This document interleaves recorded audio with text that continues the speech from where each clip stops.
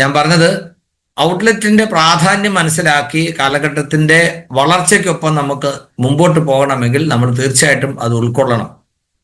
ഇപ്പോ വളരെ വേഗത്തിലാണ് ആർസ്യം വളർന്നുകൊണ്ടിരിക്കുന്നത്. നിങ്ങളൊരു ഔട്ട്ലെറ്റ് ഓണറോട് ചോദിച്ചാൽ അവർക്ക് ഒത്തിരി പ്രയാസങ്ങൾ പറയാനുണ്ടാവും. ഏറ്റവും കൂടുതൽ ടേൺ ഓവർ ചെയ്യുന്ന ഇന്ത്യയിലെ ഒരു ഡിപ്പോ ആണ് കയ്പമംഗലത്തുള്ളത്.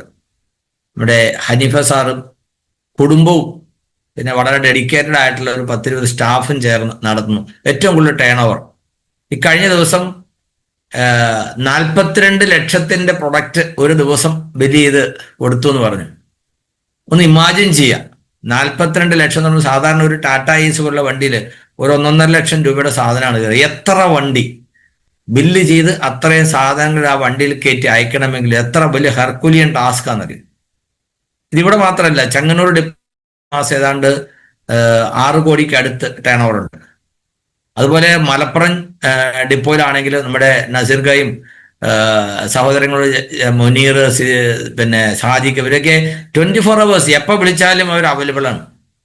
ഞായറും തിങ്കളൊന്നും അവർക്ക് പ്രശ്നമില്ല, എല്ലാ ദിവസവും അവർ അവൈലബിൾ ആണ്. അവരും ഇത്തരത്തിൽ ഫുൾ ഓൺ ടോസ് വർക്ക് ചെയ്യണം.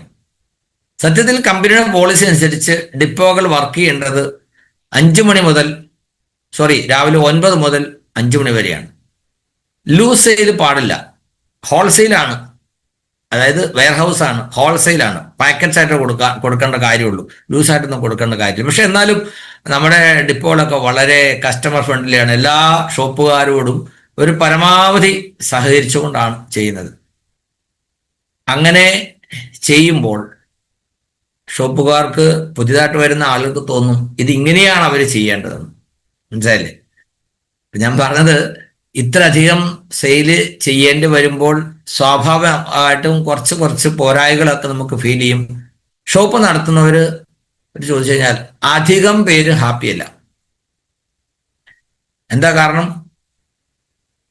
ചോദിക്കുന്ന സാധനം ചോദിക്കുന്ന അളവിൽ ചോദിക്കുന്ന സമയത്ത് കിട്ടുന്നില്ല. 5 മടം ചിരിക്കുന്നുണ്ടല്ലേ? ഏറ്റവും കൂടുതൽ ടേൺ ഓവർ ചെയ്യുന്ന ഷോപ്പുകളിലൊന്ന് തുടങ്ങി 6 മാസം കൊണ്ട് 1.5% ഇൻസെന്റീവ് കിട്ടുന്ന ഷോപ്പ് നടത്തിക്കൊണ്ടിരിക്കുന്ന ആളാണ് അഞ്ജു സൈജു. അതുപോലെ അശോകട്ടൻ ചിരിക്കുന്നു. കാരണം അവരൊക്കെ ആഗ്രഹിക്കുന്നത് നമ്മൾ ചോദിക്കുമ്പോൾ കറക്റ്റായിട്ട് സാധനങ്ങളെല്ലാം ഇങ്ങ് കിട്ടണം. സത്യത്തിലുണ്ടല്ലോ, ഡിപ്പോയിൽ സാധനം ഇല്ലെന്ന് കേൾക്കുമ്പോൾ എനിക്ക് ഭയങ്കര സന്തോഷമാണ്. കാരണം നെറ്റ്വർക്കിൽ സാധനം തികയുന്നില്ല എന്ന് പറഞ്ഞാൽ ഇറ്റ്സ് എ ഗുഡ് സൈൻ. ശരിയല്ലേ? ഇന്ത്യയിലെ ടോപ്പ് ടേൺ ഓവർ ചെയ്യുന്ന 2 ഡിപ്പോയിലും ഡയമണ്ട് ക്ലബിന്റെ അടുത്ത ദിവസങ്ങളിൽ ഏറ്റവും പ്രധാനപ്പെട്ട ഉൽപ്പന്നങ്ങളായ ആട്ടയും എണ്ണയും പോലും അവൈലബിൾ അല്ല. എന്താ അതിൽ മനസ്സിലാക്കേണ്ടത്? അല്ലേ രവീന്ദ്ര സാറേ? എന്താ അതിൽ മനസ്സിലാക്കേണ്ടത്? നമ്മുടെ പിള്ളേർ ഉഷാറായിട്ട് വർക്ക് ചെയ്യുന്നു. കാരണം കമ്പനി പ്ലാൻ ചെയ്യുന്നത് ആദ്യത്തെ 10 ദിവസം നല്ല ടേൺ ഓവർ നടക്കും. ആ സമയത്ത് എല്ലാ ഡിപ്പോകളിലും ഏറ്റവും കൂടുതൽ സ്റ്റോക്ക് വേണം, പ്രത്യേകിച്ച് ഇത്തരത്തിലുള്ള ഉൽപ്പന്നങ്ങൾ എല്ലാ PUCക്കാരും പർച്ചേസ് ചെയ്യുന്നതാണ്. അപ്പോൾ ഇന്ത്യയിലെ ടോപ്പ് ടേൺ ഓവർ ചെയ്യുന്ന 2 ഡിപ്പോകളുടെ സ്ഥിതി എന്ന് പറഞ്ഞാൽ ഒരു സംശയം വേണ്ട, അവിടെ അബണ്ടൻറ്റ് ഇഷ്ടം പോലെ സ്റ്റോക്ക് ഉണ്ടാകണം. അങ്ങനെയാണ് അവരുടെ പ്രിപ്പയർനെസ്. ഇപ്പൊ ഡിപ്പോക്കാരുടെയും കമ്പനിയുടെയും എല്ലാ പ്രിപ്പറേഷനെയും തകർത്തെറിഞ്ഞുകൊണ്ടാണ് കേരളത്തെ ടീമിന്റെ പെർഫോമൻസ്. അതാണ് നമ്മൾ മനസ്സിലാക്കേണ്ടത്. സിയാലിൽ നടത്ത പ്രോഗ്രാമില് അതിന്റെ തലേ ദിവസം ഒരു വീഡിയോ കാണിച്ചിരുന്നു. ആ മേശപ്പുറത്ത് ഇങ്ങനെ ട്രോഫികൾ തയ്യാറാക്കി വെച്ചിരിക്കുന്നു. ട്രോഫി കിട്ടിയപ്പോൾ 1-2 ട്രോഫി കിട്ടിയത് നമ്മൾ കണ്ടു. പക്ഷെ ആ ട്രോഫി മുഴുവൻ നിരത്തി വെച്ചിരിക്കുന്ന ഒരു വീഡിയോ ഞാൻ ഗ്രൂപ്പുകളൊക്കെ ഇട്ടിരുന്നു. ആരെങ്കിലും കണ്ടോ ആ വീഡിയോ? കണ്ടവരാരെങ്കിലും ഉണ്ടെങ്കിൽ ആ വീഡിയോ ഒന്ന് പ്ലേ ചെയ്യാൻ പറ്റുമോ? അവിടെ പറഞ്ഞത് ഇപ്പൊ ഈ അല്പം മുമ്പ് രൂപാന്തരയാത്രയെ കുറിച്ചുള്ള അല്ലെങ്കിൽ കൊച്ചിയിൽ നടന്ന ഇവന്റിന്റെ വീഡിയോ പ്ലേ ചെയ്തില്ല. 5 മിനിറ്റ് 36 സെക്കൻഡ് ഉണ്ട്. അത് ഇൻസ്റ്റാഗ്രാമിൽ വന്നതാണ്. അത് ഡൗൺലോഡ് ചെയ്ത് നമ്മൾ സർക്കുലേറ്റ് ചെയ്തതാണ്. അതിനകത്ത് ഞാൻ പറഞ്ഞില്ലേ, ഏറ്റവും കൂടുതൽ ട്രോഫി ഈ 100 ദിവസം നീണ്ടു നിൽക്കുന്ന രൂപാന്തര യാത്ര സെലിബ്രേഷനിൽ 25 സെറ്റുകളിൽ നടക്കുന്ന റെക്കഗ്നിഷൻ സെലിബ്രേഷനിൽ കൊടുക്കാനായിട്ട് ട്രോഫി ഓരോ സ്ഥലത്ത് എത്ര വേണമെന്ന് കരുതി വെച്ചിരിക്കുന്നതിൽ ഏറ്റവും കൂടുതൽ ട്രോഫി കൊടുത്തതും കരുതിയതും കൊച്ചിയിലെ പ്രോഗ്രാമിന് വേണ്ടിയാണ്. അപ്പോ നമ്മുടെ എന്താ പറയുക, ആനയ്ക്കാനയുടെ ബലം അറിയത്തില്ല എന്ന് പറയില്ല, നമുക്കറിയില്ല നമ്മുടെ സ്ട്രെങ്ത് എന്താന്ന്. ഇത് മറ്റുള്ളവർക്കറിയാം. പ്രിയങ്കമാട് എന്താ പറഞ്ഞത്? ഇന്ത്യയുടെ മാപ്പ് നിങ്ങളൊന്ന് നോക്കുക, എവിടെയാണ് കേരളം? സത്യത്തിൽ കേരളം എന്ന് പറയുന്ന ഒരു സംസ്ഥാനം ഉണ്ടെന്ന് അറിയത്തില്ലാത്ത വടക്കേന്ത്യക്കാർ എത്ര പേരുണ്ടെന്നറിയോ? കേരളം അത് എന്താ എവിടെയാണെന്ന് ചോദിക്കും. ഹിന്ദിയില് കരേല എന്ന് പറഞ്ഞാൽ പാവയ്ക്ക എന്നാണ്. പാവയ്ക്ക, കരേല അല്ലെ? നമ്മുടെ കേരളം എന്ന് പറയുമ്പോൾ അവർ കളിയാക്കും, ഓ കരേല അല്ലെ?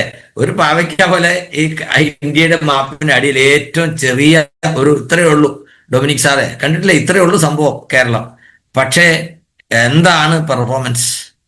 പക്ഷെ ഒരു കാര്യം, ഈ പെർഫോമൻസ് ഇവിടെ ഉണ്ടെന്ന് നമ്മൾ മാത്രം അറിഞ്ഞാൽ മതിയോ? ഇപ്പോൾ രൂപാന്തര യാത്ര സെലിബ്രേഷനിൽ ഓരോ സോണിലായിട്ട് സെലിബ്രേഷൻ നടത്തുന്നു. അവിടെയുള്ളവർക്ക് അവരുടെ ട്രോഫി കൊടുക്കും. നമുക്ക് ട്രോഫി ഇവിടെ കിട്ടുമ്പോൾ നമുക്ക് സന്തോഷമുണ്ട്. പക്ഷെ ഞാൻ പറയുന്നത്, ഈ ട്രോഫി മറ്റുള്ളവരുടെ മുമ്പിൽ നമുക്ക് വാങ്ങണം. അപ്പോഴാണ് നമ്മുടെ മികവ് മറ്റുള്ളവരെ നമുക്ക് കാണിക്കാൻ പറ്റുക. അപ്പോഴല്ലേ ഒരു ത്രില്ലുള്ളൂ അല്ലെ? ഇവിടെ വന്ന് പ്രിയങ്ക മാഡം, JC സാറ് അല്ലെങ്കിൽ അഡ്മിൻ GM അവർ പറഞ്ഞ അടിപൊളി, നിങ്ങൾ സൂപ്പറാണ്, നിങ്ങൾ മിടുക്കന്മാരാണെന്ന് പറഞ്ഞു. അത് നമ്മൾ മാത്രമല്ലേ കേട്ടുള്ളൂ. അത് പോരാ, മറ്റുള്ളവരും അറിയണം ഇത്തരത്തിൽ കൊണ്ടുവന്ന ട്രോഫികൾ മുഴുവൻ കേരളക്കാരാണ് അടിച്ചുകൊണ്ട് പോയതെന്ന് മറ്റുള്ളവർ അറിയണം, അവരെ കാണിക്കണം. അതാണ് എൻ്റെ ഒരു ആഗ്രഹം. എന്താ, അങ്ങനെ വേണോ? താല്പര്യമുണ്ടോ? ഡൽഹിയിൽ പോയി കുറെ ട്രോഫി വാങ്ങിക്കണം എന്ന് താല്പര്യമുള്ളവര് എന്താ അസ്ലം സാറേ, അങ്ങനെ ആയാലും എങ്ങനെ ഉണ്ടാവും? യെസ്, ചന്ദ്രബാബു സാറ്, കുറെ ആളുകൾ വീഡിയോയിലുണ്ട്. ഒരു 49 പേരെ എനിക്ക് വീഡിയോയിൽ കാണാം ഒരേ സമയം. രണ്ടാമത്തെ സ്ക്രീനിലും ഉണ്ട് ഒരു 10-20ഓളം ആളുകൾ വീഡിയോയിൽ. ശരിക്കും നമ്മൾ പ്രോഗ്രാം അറ്റൻഡ് ചെയ്യുമ്പോൾ, വീഡിയോ ഓൺ ചെയ്ത് അറ്റൻഡ് ചെയ്യുമ്പോൾ ഉണ്ടല്ലോ, നമ്മൾ കൂടുതൽ ഫോക്കസ്ഡ് ആവും. വീഡിയോ ഇല്ലെങ്കിൽ കുറച്ചു നേരം നമ്മൾ ശ്രദ്ധിക്കും, പിന്നെ നമ്മുടെ ശ്രദ്ധ മാറിപ്പോകാനിടയുണ്ട്. അപ്പൊ ഇത്തരത്തിൽ ഡൽഹിയിലൊക്കെ പോയി പ്രോഗ്രാമിൽ ട്രോഫി വാങ്ങിക്കണമെങ്കിൽ ഞാൻ പറഞ്ഞെന്തറിയോ, പ്രൊഡക്റ്റിന്റെ ലഭ്യത ഉറപ്പുവരുത്തണമെങ്കിൽ നല്ല ഔട്ട്ലെറ്റുകൾ വേണം. കാലം മാറുന്നതനുസരിച്ച് കോലം മാറുന്നു. ഈ POS ചേഞ്ച് വന്നതോടൊപ്പം തന്നെ ഔട്ട്ലെറ്റുകളുടെ നവീകരണവും കമ്പനി എന്താ പറയുക നടപ്പിൽ വരുത്തി. പണ്ട് റീജിയണൽ ഡിസ്ട്രിബ്യൂഷൻ സെന്റർ എന്നാണ് ആർസിഎം ഔട്ട്ലെറ്റുകൾ പറഞ്ഞിരുന്നത്. പണ്ട് തുടങ്ങുന്ന സമയത്ത് DD അയച്ചു കൊടുത്താൽ മതി, അങ്ങോട്ട് ജോയിനിങ് കിറ്റ് അയച്ചു കൊടുക്കും. അന്ന് കിറ്റ് മാത്രമേ ഉള്ളൂ. 2000 തുടങ്ങി 2001 ഒക്ടോബർ 23-നാണ് 3 FMCG ഉൽപ്പന്നങ്ങൾ ആർസിഎമ്മിന്റെ കിറ്റിലേക്ക് വന്നതെന്നാണ് പറഞ്ഞു കേട്ടിട്ടുള്ളത്. അതുവരെ കിറ്റ് മാത്രമേ ഉള്ളൂ. പിന്നീട് ഔട്ട്ലെറ്റുകൾക്ക് കൊടുത്ത പേരാണ് PUC, പിക്കപ്പ് സെന്റർ. അതിൻ്റെ ഒരു 10-18 വർഷത്തോളം അതേ പേരിൽ തന്നെ ആയിരുന്നു. പല മാറ്റങ്ങൾ വന്നു. ആദ്യമൊക്കെ ജോയിനിങ് കിറ്റിന് 5%, മറ്റുള്ളവയ്ക്ക് അതായത് റീപർച്ചേസ് ചെയ്യുന്ന ഉൽപ്പന്നങ്ങൾക്ക് 6%, 1% എക്സ്ട്രാ. വിരലിൽ എണ്ണാവുന്ന ഉൽപ്പന്നങ്ങളേ ഉള്ളൂ. ഡിപ്പോ വളരെ കുറവാണ്. PUC നടത്തുന്ന ആളുകളെ സംബന്ധിച്ച് അവിടെ പോയി സാധനം എടുത്തുകൊണ്ട് വരുന്നത് വളരെ എക്സ്പെൻസീവ് ആണ്, ചെലവേറിയതാണ്, കാര്യമായ ലാഭമൊന്നും കിട്ടില്ല. പക്ഷെ അന്നും തുടങ്ങിയ ആളുകൾ ഇന്നും തുടരുന്നുണ്ട്. നമ്മുടെ സുജി സാറിനെ പോലെ, റഷീദ് മഞ്ചേരി പോലെയൊക്കെയുള്ള അന്ന് തുടങ്ങിയ ഷോപ്പ് നടത്തുന്ന ആളുകൾ ഇപ്പോഴുണ്ട്.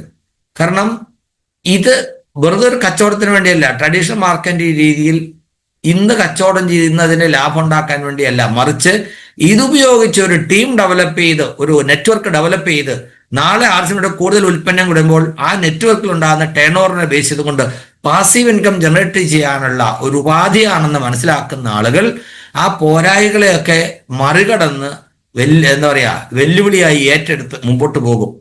അങ്ങനെ പോയത് കൊണ്ടാണ് ആർസിഎം 25 വർഷം പിന്നിട്ടത്. ഇന്ന് കാലത്തിനനുസരിച്ചുള്ള മാറ്റം ഞാൻ പറഞ്ഞില്ലേ, ഓരോ ഘട്ടത്തിലായിട്ട് മാറ്റം ഉണ്ടായി. ഇപ്പോൾ കമ്പനിയുടെ പുതിയ പോളിസി അനുസരിച്ച് ഒരു ഔട്ട്ലെറ്റ് നടത്തണമെങ്കിൽ അതിന് പറഞ്ഞിരിക്കുന്നത് വണ്ടർവേൾ ക്യുക്ക്, പുതിയ തരത്തിലുള്ള വണ്ടർവേൾ ക്യുക്കിന് ഒരു 2-2.5 ലക്ഷത്തോളം വരുന്ന ഇന്റീരിയറും ഫർണിച്ചറും ഒക്കെ വേണമെന്നാണ്. 5 ലക്ഷത്തിന്റെ സ്റ്റോക്ക് വേണം, ഒരു 2-2.5 ലക്ഷത്തിന്റെ ബ്യൂട്ടിഫിക്കേഷൻ ആൻഡ് ഇന്റീരിയർ. അപ്പൊ പലപ്പോഴും ആദ്യം തന്നെ ഞാനും അതിന് ഒബ്ജക്ഷൻ പറഞ്ഞു. ഇതെന്തിനാണ് ഇത്രയും പൈസ മുടക്കി അതിന് ഇന്റീരിയർ ഒക്കെ ചെയ്ത്, വെറുതെ ആ പൈസ കൂടെ സാധനം എടുത്ത് വെച്ചാൽ പോരെ. ശരിയാണ്, കാരണം നമുക്ക് നമ്മുടെ അറിവനുസരിച്ചല്ലേ പറയാൻ പറ്റുള്ളൂ. റീറ്റെയിൽ സെഗ്മെന്റിൽ വലിയ വലിയ പെർഫോമൻസ് ചെയ്തിട്ടുള്ള മിടുക്കന്മാരായ മാനേജർമാരെ കൊണ്ടുവന്നിട്ടാണ് ഈ മാറ്റത്തിനൊക്കെ കമ്പനി പ്ലാൻ ചെയ്തത്. അപ്പോൾ അതിൻ്റെ പ്രായോഗിക തലത്തെക്കുറിച്ച് ചിന്തിക്കുമ്പോൾ തീർച്ചയായിട്ടും അതിനൊരു പ്രാധാന്യമുണ്ടെന്ന് മനസ്സിലായി. അതിനൊരു ഉദാഹരണം ഞാൻ പറഞ്ഞാൽ, ഇപ്പോൾ സിയാലിൽ നടന്ന പ്രോഗ്രാമിൽ അല്ലെങ്കിൽ എവിടെയെങ്കിലും വലിയൊരു പ്രോഗ്രാം നടക്കുന്നു. ഇപ്പം നമ്മുടെ ഗുഡ് ഡോട്ടിൻ്റെ പ്രോഗ്രാമിൽ കേരളത്തിലെ അനവധി സ്ഥലങ്ങളിൽ നടന്നു.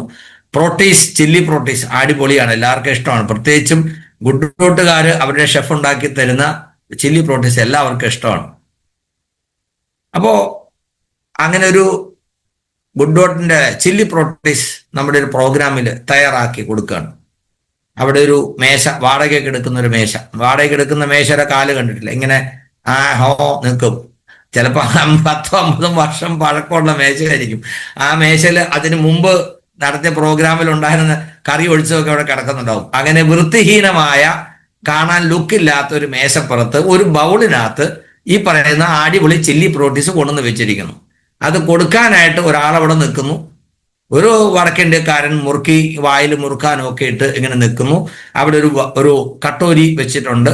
ആ മേശപ്പുറത്ത് കുറച്ച് സ്പൂണും ഇട്ടിട്ടുണ്ട്. നിങ്ങൾ ചെല്ലുന്നു, അയാൾ കട്ടോരിയിലേക്ക് സാധനം ഇട്ട് തരുന്നു, നിങ്ങൾ ഒരു സ്പൂൺ എടുക്കുന്നു, എടുത്ത് കഴിക്കുന്നു. പ്രോട്ടീൻ ചില്ലിക്ക് നല്ല ടേസ്റ്റ് അല്ലേ? അതിന് തൊട്ടപ്പുറത്ത് വേറൊരു കൗണ്ടറുണ്ട്. ഇതേ സാധനം അവിടെ വെച്ചിരിക്കുന്ന രീതി ഒന്നൊരു മാറി. ആ മേശയ്ക്ക് നല്ല ഒരു കളർഫുൾ ഫ്രിൽ ഇട്ടിട്ടുണ്ട്. ആ മേശപ്പുറത്ത് വെച്ചിരിക്കുന്നത് നമ്മുടെ ഷെഫ് ആൻഡ് ഡിഷ് എന്ന് പറയുന്ന കൗണ്ടറിൽ ഇല്ലേ 4 കാലയിൽ എഴുന്നേറ്റ് നിൽക്കുന്ന സ്റ്റീൽ പാത്രം ഉണ്ടല്ലോ, അതാണ് അടപ്പൊക്കെ ഉള്ളത്. അവിടെ തരാനായിട്ട് നിൽക്കുന്നയാൾ നല്ല ചിരിയൊക്കെ ആയിട്ട് തലയിൽ ഒരു ക്യാപ്പും ഒക്കെ വെച്ച് ഗുഡ് ഡോട്ടിന്റെ ഒരു അപ്രോണും ഒക്കെ ഇട്ട് അവിടെ നിൽക്കുകയാണ്. അവിടെ ഈ കട്ടോരി പാത്രവും അതുപോലെ സ്പൂണും ഒക്കെ ഒരു ട്രെയിലാണ് വെച്ചിരിക്കുന്നത്. രണ്ടിടത്തും കിട്ടുന്ന ഒരേ സാധനമാണ്. രണ്ടാമത്തെ കൗണ്ടറിൽ നിന്ന് ചില്ലി പ്രോട്ടീസ് വാങ്ങിക്കുന്നവർ എത്ര പേരുണ്ടാവും? ഒന്ന് ഹാൻഡ് റൈസ് ചെയ്തേ. നല്ല ഭംഗിയിൽ അലങ്കരിച്ച് വെച്ചിരിക്കുന്ന ഒരു ഭക്ഷണ കൗണ്ടറിൽ നിന്ന് ഭക്ഷണം കഴിക്കുന്നതാണോ, വെറുതെ വാരിത്തരുന്ന ഒരു കൗണ്ടറിൽ നിന്ന് ഭക്ഷണം കഴിക്കുന്നതാണോ നിങ്ങൾക്ക് ഇഷ്ടമെന്നാണ് ചോദിച്ചത്. ഭൂരിപക്ഷം ആളുകളും അലങ്കരിച്ച് വെച്ചിരിക്കുന്ന കൗണ്ടറിൽ നിന്ന് ഭക്ഷണം വാങ്ങിച്ച് കഴിക്കാനാണ് ഇഷ്ടമെന്ന് പറഞ്ഞു. ഓക്കെ, അപ്പൊ നമുക്ക് കാര്യത്തിലേക്ക് വരാം. ഇപ്പോഴത്തെ ആർസിഎമ്മിന്റെ ഔട്ട്ലെറ്റുകളും വരും കാലങ്ങളിലെ ഔട്ട്ലെറ്റുകളും എങ്ങനെയായിരിക്കും? യെസ്, ഔട്ട്ലെറ്റ് ഭംഗിയായി വൃത്തിയായി സൂക്ഷിക്കണം, ഒരു സംശയമില്ല. യെസ്, അങ്ങനെ ഒത്തിരി കാര്യങ്ങൾ നമ്മൾ ശ്രദ്ധിക്കേണ്ടതായിട്ടുണ്ട്. അപ്പൊ ഏതായാലും ഇത്രയൊക്കെ ആയ സ്ഥിതിക്ക് നമുക്കൊരു ചെറിയ PPTയുടെ സഹായത്തോടു കൂടി ഔട്ട്ലെറ്റിന്റെ പ്രാധാന്യത്തെക്കുറിച്ച് ഒന്ന് ചെറുതായിട്ട് മനസ്സിലാക്കാൻ ഞാൻ അധികം സമയം എടുക്കില്ല. ഞാൻ പറഞ്ഞു, ഔട്ട്ലെറ്റ് നടത്തുന്ന ആളുകൾക്ക് വേണ്ടി മാത്രമുള്ളതല്ല ഈ സെഷൻ. നിങ്ങളുടെ ടീമിൽ അംബീഷ്യസ് ആയിട്ടുള്ള ആളുകൾ, എനിക്ക് ആർസിഎമ്മിലൂടെ സക്സസ് ആകണം എന്ന് വിചാരിക്കുന്ന ആരെങ്കിലും ഉണ്ടെങ്കിൽ അവരെയൊക്കെ വിളിച്ചോളൂ. All are welcome. സത്യത്തിൽ ഈ വണ്ടർവെൽക്ക് POC ഓണേഴ്സ് എന്ന് പറയുമ്പോൾ ആൾ വിചാരിക്കും അവർക്ക് വേണ്ടി മാത്രമാണെന്ന്.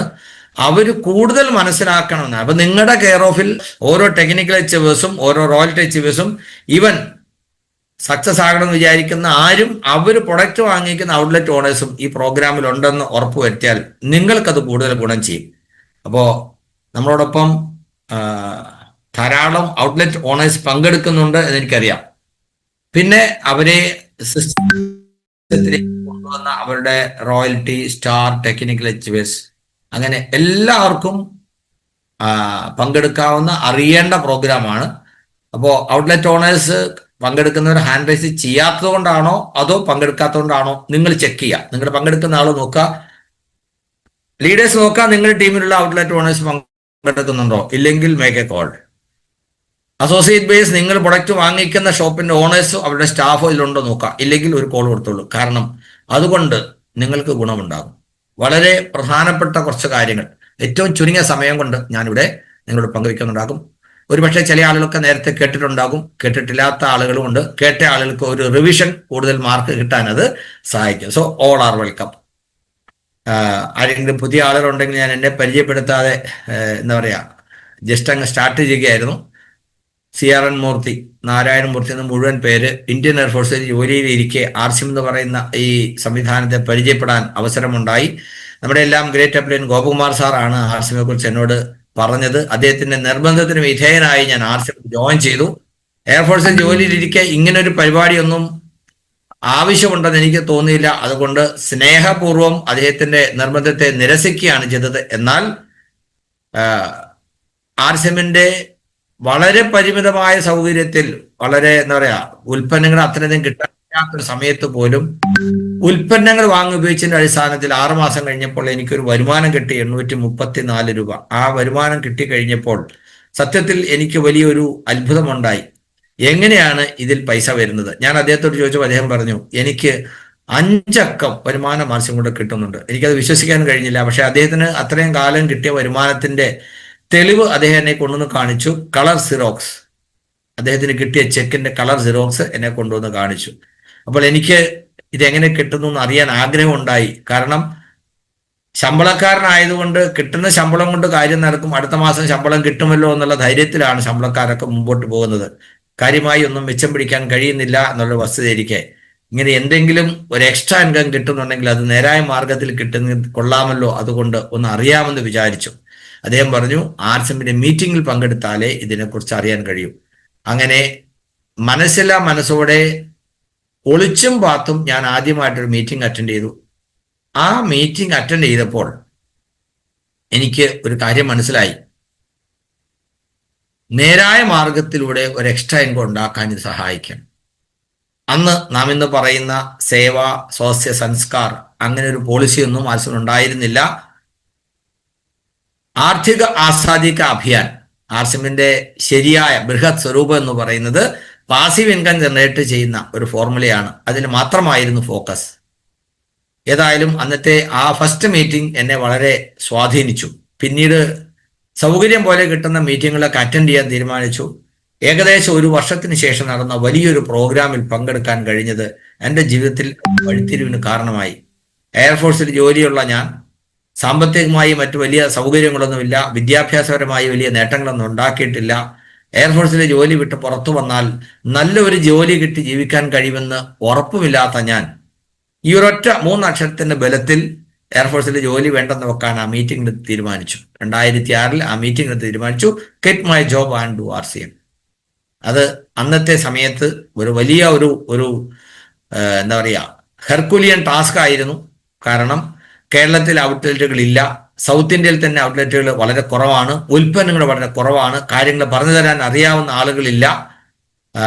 അതുപോലെ തന്നെ കമ്പനിയുമായിട്ടോ സീനിയർ ലീഡേഴ്സുമായിട്ടോ ഒന്നും എനിക്ക് വലിയ ബന്ധങ്ങളൊന്നുമില്ല. എന്നാലും ഈ സിസ്റ്റത്തിന്റെ പൊട്ടൻഷ്യൽ ആ മീറ്റിംഗിൽ നിന്ന് മനസ്സിലായതുകൊണ്ട് എനിക്ക് എന്നിലുള്ള വിശ്വാസവും സിസ്റ്റത്തിലുള്ള വിശ്വാസവും മുൻനിർത്തി എയർഫോഴ്സിലെ ജോലി ഞാൻ വേണ്ടെന്ന് വെച്ചു. 2006 മുതൽ ആ മീറ്റിംഗിന് ശേഷം എൻ്റെ ലൈഫിലെ ടോപ്പ് പ്രിയോറിറ്റി എന്ന് പറയുന്നത് RCM ആയി മാറി. എന്നാൽ അവിടുന്ന് ഓടിപ്പോരാൻ പറ്റുന്ന ഒരു സാഹചര്യമായിരുന്നില്ല. 2007 സെപ്റ്റംബറിലാണ് ഞാൻ സർവീസിന് പോയിരുന്നത്. അതിനുശേഷം ഫുൾ ടൈം ആയിട്ട് RCMലേക്ക് ഇറങ്ങി. എൻ്റെ വീട്ടുകാരുടെയും സുഹൃത്തുക്കളുടെയും ഒക്കെ സ്നേഹപൂർവമായ തടസ്സപ്പെടുത്തലുകളെ മറികടന്നുകൊണ്ട് ഞാൻ മുമ്പോട്ട് പോയിക്കൊണ്ടിരുന്നു. തൃശ്ശൂർ ജില്ലയിൽ ആദ്യമായി 2006 ഒരു ഔട്ട്ലെറ്റ് തുടങ്ങി. അത് എൻ്റെ മൂത്ത സഹോദരിയുടെ വീട്ടിൽ ആണ് അന്ന് തുടങ്ങിയത്. എൻ്റെ സഹോദരി ഭർത്താവ് അളിയൻ ഇക്കാര്യത്തിൽ എന്നെ വളരെയധികം സഹായിച്ചു. യഥാർത്ഥത്തിൽ അവിടുന്നാണ് എൻ്റെ പിച്ചവയ്ക്കൽ തുടങ്ങിയത് നിങ്ങൾക്ക് പറയാം. ഞാനിത് പറയാൻ കാരണം ഇന്ന് ഇന്ത്യയിലെ ഏറ്റവും കൂടുതൽ ടേൺ ഓവർ ചെയ്യുന്ന ഡിപ്പോ തൃശ്ശൂർ ജില്ലയിലാണ്. ഏറ്റവും കൂടുതൽ ടേൺ ഓവർ ചെയ്യുന്ന ധാരാളം ഔട്ട്ലെറ്റുകൾ, 100 ഔട്ട്ലെറ്റ് എടുത്തു കഴിഞ്ഞാൽ അതിൽ പല ഔട്ട്ലെറ്റുകളും കേരളത്തിലാണ്. സൗത്ത് ഇന്ത്യയിലെ ഇപ്പോൾ രൂപാന്തര യാത്ര സെലിബ്രേഷനിൽ സൗത്ത് ഇന്ത്യയിൽ ടോപ്പ് 10 ഔട്ട്ലെറ്റുകൾക്ക് സമ്മാനം കൊടുത്തപ്പോൾ അതിൽ 7 എണ്ണവും കേരളത്തിലാണ്. ആ ടോപ്പ് 10 എന്ന് പറയുന്നത് 6 മാസം കൊണ്ട് സെയിൽസിൽ ഗ്രോത്ത് കൊണ്ടുവരുന്ന ഷോപ്പുകളെയാണ് പരിഗണിച്ചിരിക്കുന്നത്. മന്ത്ലി ടേൺ ഓവർ ഏറ്റവും കൂടുതൽ ചെയ്യുന്നതല്ല, ഗ്രോത്ത്. സോ നമ്മുടെ അളവുകോൾ എന്ന് പറയുന്നത് ഗ്രോത്ത് ആണ്. അപ്പോ ഇന്ന് നമ്മൾ എവിടെ എത്തി നിൽക്കുന്നു? അന്ന് ഞാൻ അങ്ങനെ ഒരു തീരുമാനം എടുത്തപ്പോൾ എന്നെ പിന്തിരിപ്പിക്കാനോ അല്ലെങ്കിൽ പുറകോട്ട് വലിക്കാനോ ഒക്കെ ശ്രമിച്ച ആളുകൾ ഇന്ന് പറയുന്നത് എന്താണെന്നറിയോ? അയാൾ ഭയങ്കര ഭാഗ്യവാനാണ്, അയാൾ ഭയങ്കര ഭാഗ്യവാനാണ്. ലക്ക്. മുകേഷ് കൊട്ടാരി സാർ പറയും ലക്കിന്റെ പൂർണ്ണരൂപം എന്നറിയോ? Labour under correct knowledge. ഒരു കാര്യത്തിൽ ശരിയായ അറിവ് നേടി ശരിയായി പ്രവർത്തിക്കുമ്പോൾ കിട്ടുന്ന റിസൾട്ടിനെ ആളുകൾ ലക്ക് എന്ന് പറയൂ അത്രേ. ഏതായാലും ഇന്നത്തെ നമ്മുടെ വിഷയം ആർസിഎമ്മിന്റെ ഔട്ട്ലെറ്റുകളെ സംബന്ധിച്ച് എന്താണ് ശ്രദ്ധിക്കേണ്ടത്, എന്തൊക്കെ കിട്ടും, ഇന്ന് പുതിയതായിട്ട് വരുന്ന ആളുകൾ, പുതിയതായിട്ട് പറഞ്ഞാൽ കഴിഞ്ഞ ഒരു 2-3 വർഷത്തിനുള്ളിലും ആർസിഎമ്മിൽ വന്നിട്ടുള്ള ആളുകളെ സംബന്ധിച്ച് അവരിപ്പോഴത്തെ കാര്യങ്ങൾ മാത്രമേ അറിയുന്നുള്ളൂ. പക്ഷേ 25 വർഷത്തെ ജേണിയിൽ ആർസിഎം എങ്ങനെ ഇവിടെ എത്തിയെന്ന് അറിയുമ്പോഴാണ് ഇനി എങ്ങോട്ട് നമ്മളെ കൊണ്ടുപോകുന്നത് മനസ്സിലാക്കുക. അതുകൊണ്ട് തീർച്ചയായിട്ടും നിങ്ങൾ വളരെ ശ്രദ്ധാപൂർവം ഇനിയുള്ള കുറച്ച് സമയം കേൾക്കുക. കാരണം ഔട്ട്ലെറ്റുകൾ, നല്ല രീതിയിൽ പ്രവർത്തിക്കുന്ന ഔട്ട്ലെറ്റുകളാണ് ഈ സിസ്റ്റത്തിന്റെ നട്ടൽ എന്ന് പറയുന്നത്.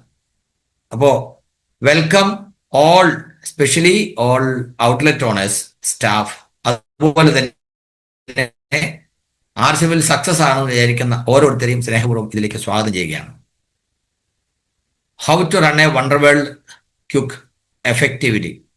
നോക്കൂ, ധാരാളം ഉൽപ്പന്നങ്ങളുമായി നിറഞ്ഞിരിക്കുന്ന വളരെ മനോഹരമായ ഔട്ട്ലെറ്റുകൾ. ആ ഫർണിച്ചറിന്റെ പാറ്റേൺ നോക്കുക. ഒരു യൂണിഫോമിറ്റിക്ക് വേണ്ടിയിട്ട് കമ്പനി ഓൾ ഇന്ത്യയിൽ എല്ലാവർക്കും അഫോർഡബിൾ ആയിട്ടുള്ള രീതിയിൽ വളരെ ന്യായവിലയ്ക്ക് വളരെ എളുപ്പത്തിൽ ഫിറ്റ് ചെയ്യാൻ കഴിയുന്ന, എന്നാൽ ഒരേ പാറ്റേണിലുള്ള മനോഹരമായ ഫർണിച്ചർ ഡിസൈൻ ചെയ്തു.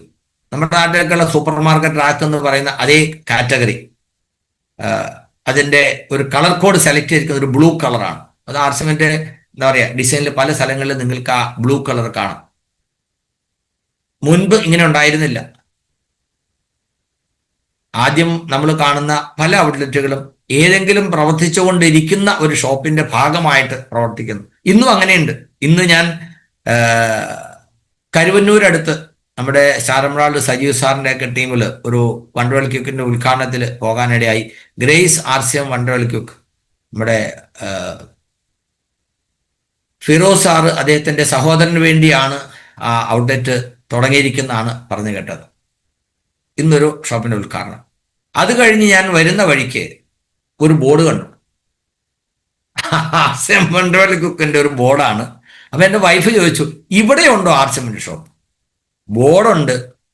ആ കടയിൽ എന്താ പറയുക, എല്ലാ സാധനങ്ങളും ഉള്ള ഒരു സ്റ്റേഷനറി കടയാണ്. അതിൻ്റെ മുകളിലാണ് ഈ ബോർഡ് വെച്ചിരിക്കുന്നത്. എങ്ങനെ ആ ബോർഡ് അവിടെ വന്നു എന്ന് ഞാൻ പറഞ്ഞത്, ആർസിഎമ്മിന്റെ ഹിസ്റ്ററി അങ്ങനെയാണ്. ആർസിഎമ്മിന്റെ ഹിസ്റ്ററി അങ്ങനെയാണ്.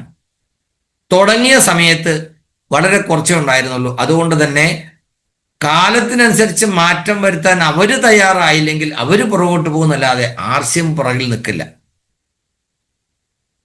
ഇന്ന് കാണുന്ന മനോഹരമായ ഔട്ട്ലെറ്റിൽ ഞാൻ അല്പം കൂടെ സമയമെടുത്ത് പ്രിപ്പയർ ചെയ്യേണ്ടതായിരുന്നു. ഇപ്പോഴത്തെ നമ്മുടെ അടിപൊളിയായിട്ട് നടക്കുന്ന വണ്ടർവേൾഡ് ക്യൂക്കുകളും വണ്ടർവേൾഡും എക്സ്പീരിയൻസ് സെന്ററിന്റെ ഒക്കെ വീഡിയോ ഒക്കെ കാണിക്കേണ്ടതായിരുന്നു.